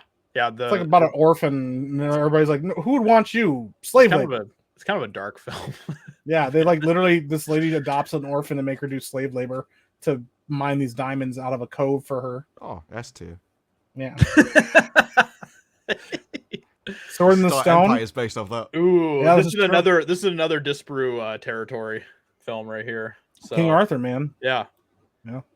What do you think about that, Disparu? See, I might have seen this. I can't remember. Like, there's been so many. My issue with the Arthur tales is there's been so many of them. Oh yeah. I can't even remember which one's which. That's fair. This is Did one they where he's have- like young Arthur. Go ahead. Yeah. Did they have? I think the one I've seen, they were doing like jousting or something, and he needs to go and find a weapon, and he finds the sword and the stone. That Yes. one. Yep, that's that one. He accidentally pulls it out to give up a weapon. Yeah. Yeah, and he like didn't even realize what it was. Yeah, kid me like this one. I think I've seen it multiple times. Nice. A tier. All right, let's give it an A. Let's give it an A. Yep. All right, See, this is that's the one like, that even me remembering the events of a thing means I must have liked it more than the rest. All right. Well, Disparu just described the plot of Snow White for Sleeping Beauty, Yes. so we gotta rank them in the same place, right? That makes sense. Yeah. And also, it's Anything about that a bunch triggers of- people right next enough to each as this other. movie. Yeah, and it's also about a bunch of dwarves that like throw an old woman off a cliff, and that's kind of based. Yeah. That is. That's true. Yeah. Yeah. Like, Yeah. hey, old bitch, and she's like, Mad I gave her a poison apple because she's too Look, pretty, and they're like, Everyone cliff. needs a hobby. Yeah. Yeah. Yeah, exactly. Yeah. Pretty base little guys. Maybe the Calibrimbor will be next. They're like, throw him off a cliff. 101 Dalmatians. Listen, Cruella de Vil is actually pretty great villain. She's like, I want a new coat, kill puppies. Yeah. I mean, Pretty that is base. pretty villainous. That is pretty freaking think- villainous. So, yeah. That's the whole plot of the movie too. It's like, I want a new coat, kill puppies. Yeah. I kind of give it a respect that. I'll give it a B. I would give it a C. I'll give it a B. I'm I'd the one give it a holding the mouse C. bit. Hold on, what does the chat say about this? You know what? It's fine. We'll give it a B. It's fine. I'm fine with that. I don't care. I don't care enough. Cruella's a good villain. Not a fan of 101 Dalmatians. Oh, that's all right. We were talking about yeah. Cruella. Yeah. She was probably and she was played by Emma Stone in the live action. Yeah, So, that's true. Yeah. um, Ruthie literally sent a super chat for Lady and the Tramp, A+, $2. just put it in A. Thank Just you, give it an Ruthie. S tier. Yeah. A plus is S tier. Just put it up there. It's the third It one. has Yep. like one of the most recognizable scenes out of all of the movies. That's That's true. true. I don't Yeah, even really. times I see iconic. that one Yeah. scene. I don't even like it that much, but she paid money, so she Yeah, gets I S mean, tier. it's We Yeah, don't if you really I wanna- can't have a remember choice, we don't really anything have a about it choice at that except point. scene. to be honest. We're absolutely can be bought off on these tiers, and this is the definitive tier list. Somebody gives money and says, "Hey, this movie should be in this tier." It goes in that tier. Like, You guys could have been buying off spots for other people too. You're completely correct. I don't care. Like, and you can outbid each other if you want to as well. So yeah, just throwing that out there, you know. No, think of the pain that Blabs could have been saved on Harry Potter. Well, we just realized we could be bought off because somebody did spend money on it. No one had ever tried it before. Ruthie cracked the system. She broke the system. Yeah. Wreck-It Ralph. You know, there's some moments I liked in Wreck-It Ralph, but like, I give it a C. I don't know why the name just reminds me of Hungry Hippos. Maybe it's like literally just the alliteration. I'd give it like a D. I kind of like that he's like just this like dude, and he's like, "Hey, I got programmed to do this like bad thing." And everyone's like, "Yeah, but you're a piece of shit." And like that's the whole base. He's like, "I'm not though," and they're like, "Yeah, you are." And he's like, "Okay, I guess I am." Yeah. Yep. Yeah. So. Yeah, I don't like that. What is that? Which one is that? Is it just Winnie the Pooh? It's trash. But like, why does it look like that? Like, look at all the text on that thing. Yeah, I don't know. That's like the worst design ever. Yeah, I'd give it an F because of the design. I don't like the design of that. It's literally just about something that eats honey. I mean, wow. Yeah, but Tigger's pretty great. I can move on jumping on my tail. Congratulations. I love the books of Winnie the Pooh. I'm not a fan of the films though at all. I also appreciate that Eeyore's like super depressed because his house got destroyed, and instead of people being like, "Let's build you another house," they just watch him make one out of sticks and cry himself to sleep every night. Yeah, it's kind of based, but it's still I was gonna say that. Cinderella. That's what we're gonna do to Numenor when it gets destroyed. We're just cheering. It's like, build out of sticks. Yeah, build a house out of sticks. Cinderella's I'd put Cinderella like in a B spot probably. Honestly, the mice are kind of the savior of the film.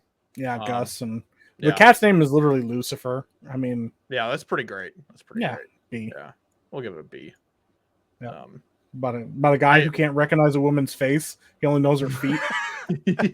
Nobody looks at their faces. Yeah, I talked to her for hours. I don't recognize her at all, but I remember her feet really well. Yeah. And then when these sisters try and fit into the shoe and they start cutting bits off their feet to fit in. Yeah, that definitely looks like someone. Yeah. Binary Bard for $5 says Hercules is my favorite of animated Disney movies. S tier for sure. Shoot. Well, we have a ranking change, everybody. All right. Yikes. All right. It's happening. Yep. It's got to move up. Thank you, Binary. Appreciate that. Thank you, Binary. Yeah. Where's Hercules? There it is. We put it in the middle of C. Yeah. Shot up real behind fast. The Little Mermaid by your chart. Oh man. Pinocchio. Okay, listen. I enjoyed Pinocchio. Pinocchio is so good because it literally has a racist Italian stereotype in Stromboli, who's a little he just kidnaps children. He's like, "Hey, you're a living wooden puppet. Cool. You belong to me now." Also, all the Italian he speaks is just gibberish. Yeah. The guy that did his voice. So it's true to life. Yeah, he doesn't actually speak Italian. He just said weird things, and they're like, that sounds Italian. Good enough for me. So yeah. I don't think there was anything that terrified kids as much as Pleasure Island when you were. Oh my gosh, dude! Yeah, the scene where the guy's like, and his like hands start turning into like hoods. Oh my gosh, dude, it's so good. There's actually a lot of depth to this film as well. Oh, I don't care about any of that. I like the racist stereotypes. Yeah, and if a Brit goes on holiday to Italy, if they only understand Italian, what we'll do is we will repeat what we said previously that you didn't understand, louder, slower, and we stick an O on the end of every word. Yeah. Do you speako Italiano? It's like, and they're like, close enough for me. Yeah. So I don't care that he speaks gibberish. It's like, real quick. That's how we speak Italian. Amazing. Josiah, if you can share my screen here. This is just. I don't know. The sound isn't playing for some reason. Oh. Yeah. Didn't before. Damn it! It didn't play before. Oh, geez. Are you not clicking share audio or whatever? I don't know. My heart is broken right now. Here, let me see if I can figure this out. Yeah, I don't know if there's like a setting for it or something. Hold on. I think I figured it out here. Hold on. Let me see here. Yep, there we go. I got it now. Okay. I figured it out. All right. Frickin' A. Here Perfect. This is him when he found out he got gypped because he's an Italian gypsy, you know? Ah, yes.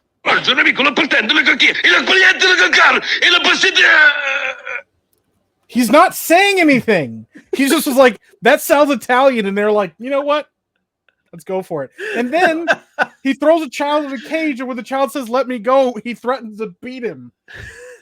I There's not can't enough get over O's in it to be Italian. That's actually pretty great. Yeah. That is Do you pretty know great. Pinocchio's S The tier. Clankers? Yeah. Yeah, they just talked in whistles, but that had a full script that was like the most offensive, swear-heavy script with every single slur you could think of. And they were whistling along to the woods, but it was just like profanity constantly. It was like a kid's show, but it's like, well, no one knows what we're saying. That's amazing. Oh, dang. Ruthie's playing us for a fiddle right now. Frozen? We got to We just give need it. to let it go. We've made it a promise. Yeah, we got to let it go, Josiah. That's the only thing I know about the movie is I like referencing it, but apart from that, We got to put it in S tier Frozen? now. Oh my gosh. Oh, that's painful. Hey, listen, she paid for it, and we told Yep. her we could be bought off. Yep. Put it up there. Definitive rankings. it's actually gone from F to My favorite part is like some of the his chats like, testosterone is dropping as we yeah, speak. the chat's like, we don't like it either, but it has to be. We've set the standard for ourselves.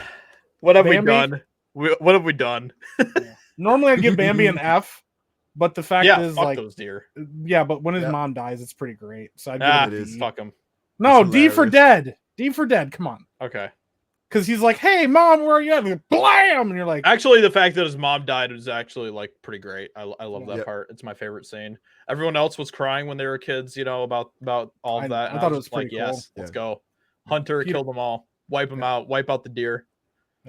Peter Pan, Tasty. an immortal child, or a perpetual child, steals a bunch of kids and takes them to a secret hideaway in a tree. Yeah. And they get attacked by a pirate Mhm. who wants to murder them all for being children. Yeah, it's pretty based. Tinkerbell kind of was, you know, I'd slips Tinkerbell the snake. I think we should yeah. give her a Tinker, S tier. yeah. S tier. I definitely had a thing for Tinkerbell when I was a kid. Tinkerbell's hot AF. Yeah.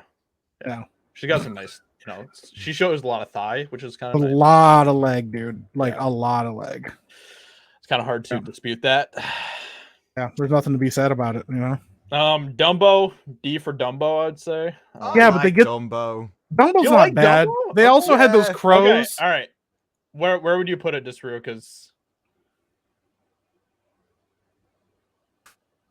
Everything's got to get compared to the Little Mermaid, and it's in a horrible position. Like I'd put Dumbo on B. B, Like it's B's literally pretty about a good. guy who I'd gets say B's good. brainwashed into thinking he can fly with a feather, and then is like, Yeah. "No, it was you all along." It's like I didn't realize Yeah, it was that. and then they big. get him drunk. So- bunch of clowns get 'em stop! No, Ruthie's broken the system. Damn it to hell, Oh my Ruthie. gosh, what have we Killing me done? right now. Yeah, the crows are also like completely, absolutely 100% racist stereotypes. They're like, yeah, these crows are black. well, that puts it The up to A fact, that even there, for the me. fact then. that there are people that are taking advantage of the system that Why we is have Fantasia created on twice? Because there's a Fantasia 2000 and an original Fantasia. Oh, whatever the remake was, I don't like that. No. We put it somewhere. Don't make the same movie I twice. think we already gave it an F. Oh, no, we put it in C tier. All right, the way I'm going to justify this is it gets an S tier because Bambi's mom dies. So Well, and then also when Bambi becomes like, grows up, he's like this huge buck and he's just banging all the other bucks. Or the Yeah, yeah. other does. The Wait, bucks. Dumbo's all the bucks. Bambi becomes a homosexual. Well, he had a gay skunk friend who then turned out to not be gay. Like, you can call me Flower if you want to. And the second he saw a girl, he forgot all about that. He was like, yo. And then Thumper's literal name was Thumper, and he literally bangs a woman. He's like, what did you say Alice. about Dumbo, by the way, Disparu? Why do we put it in B tier? Did Disparu even say B? Yeah, I said B. Okay. Yeah, it's better than that. It's better than a B tier? No, when I said that, I was literally like circling Little Mermaid on my screen. No, I Oh. realize you can't see it, but that's Oh that was yeah, my yeah. thought process. That makes Yeah, sense. That makes yeah. sense. Ruthie says I'm broke now, so what? I've saved the best one. She picked the 3 ones that she wanted to for sure move on to. She was like, boom, do it. Yeah. Alice in Wonderland. Drugs, man. I mean, yeah.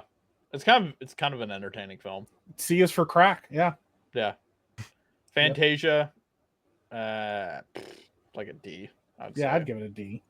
Yeah. I mean, a lot of work went into it, at least. Yeah. That's not how we judge things. A lot of work went into Rings of Power. They Well, spent a lot of money on it. That's fair. But yeah, they had like actual musicians and stuff to do a good job. I don't know.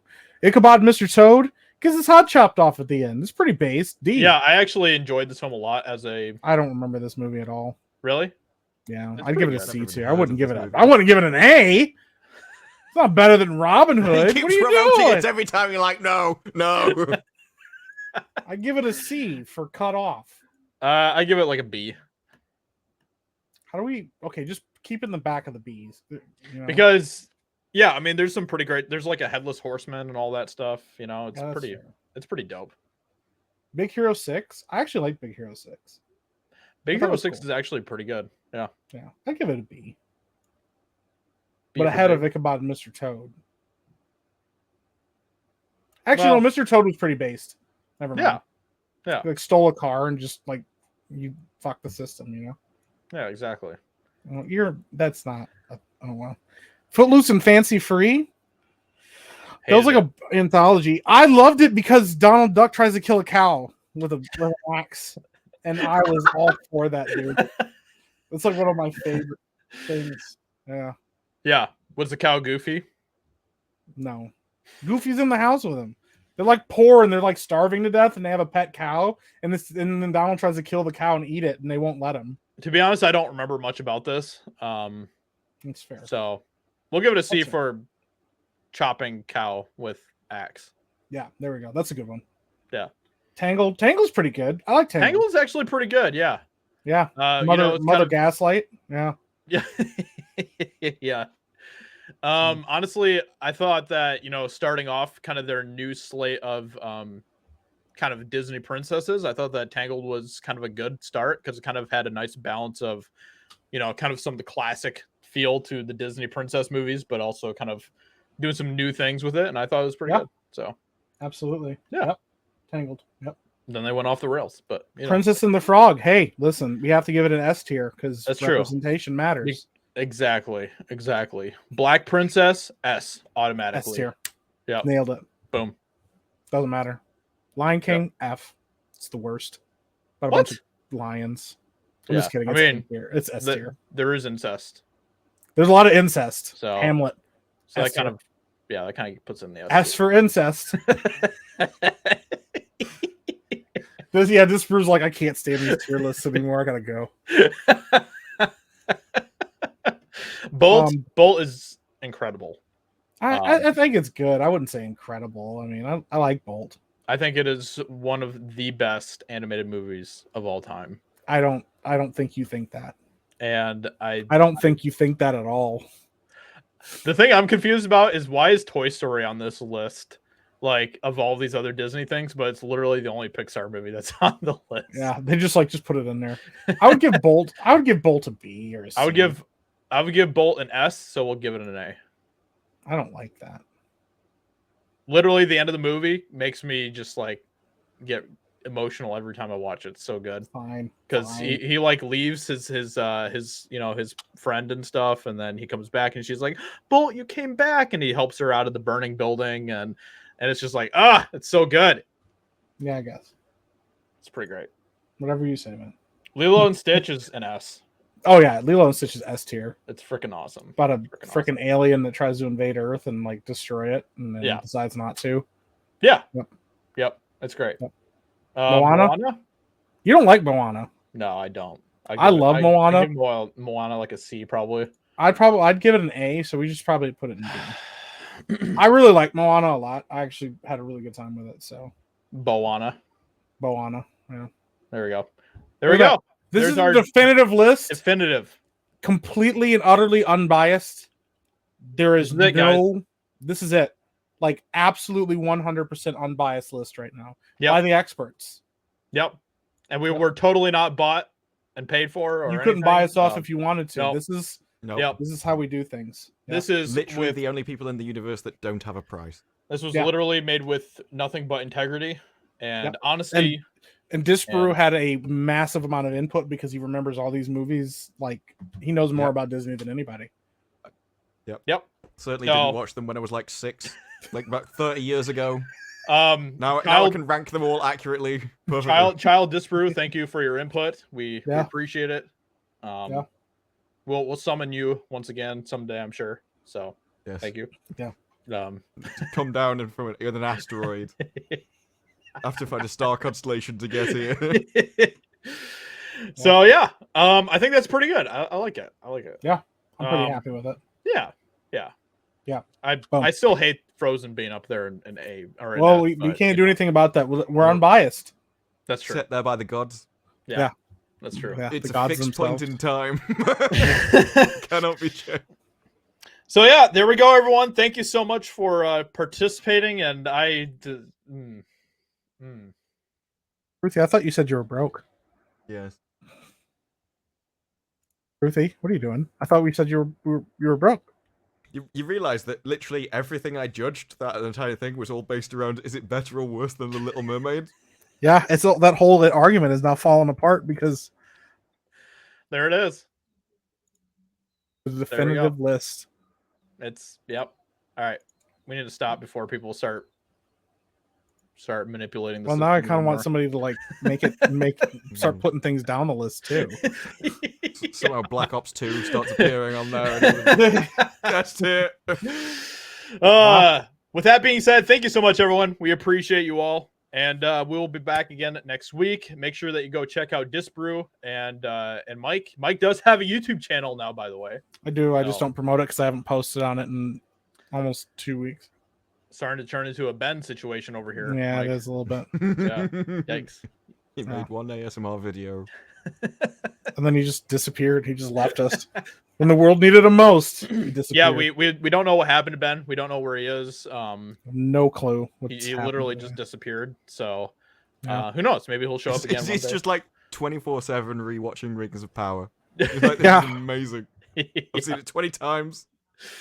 That would be something Ben would do. Ben has literally gone to the theater and watched some. What was it? What was the one like really, really crappy movie they went back and rewatched like 20 times in the theater? It was like a recent movie too. Didn't he say that with Multiverse of Madness? He's watched it loads. Yeah, he did watch that one like 6 or 7 times, I think. Yeah, which is just insane to me. But with that being said, thank you, everyone. We appreciate you all. We'll be back here once again next week. Thank you so much. Have a great rest of your weekend. We will catch you all in another stream very soon. Bye. Later.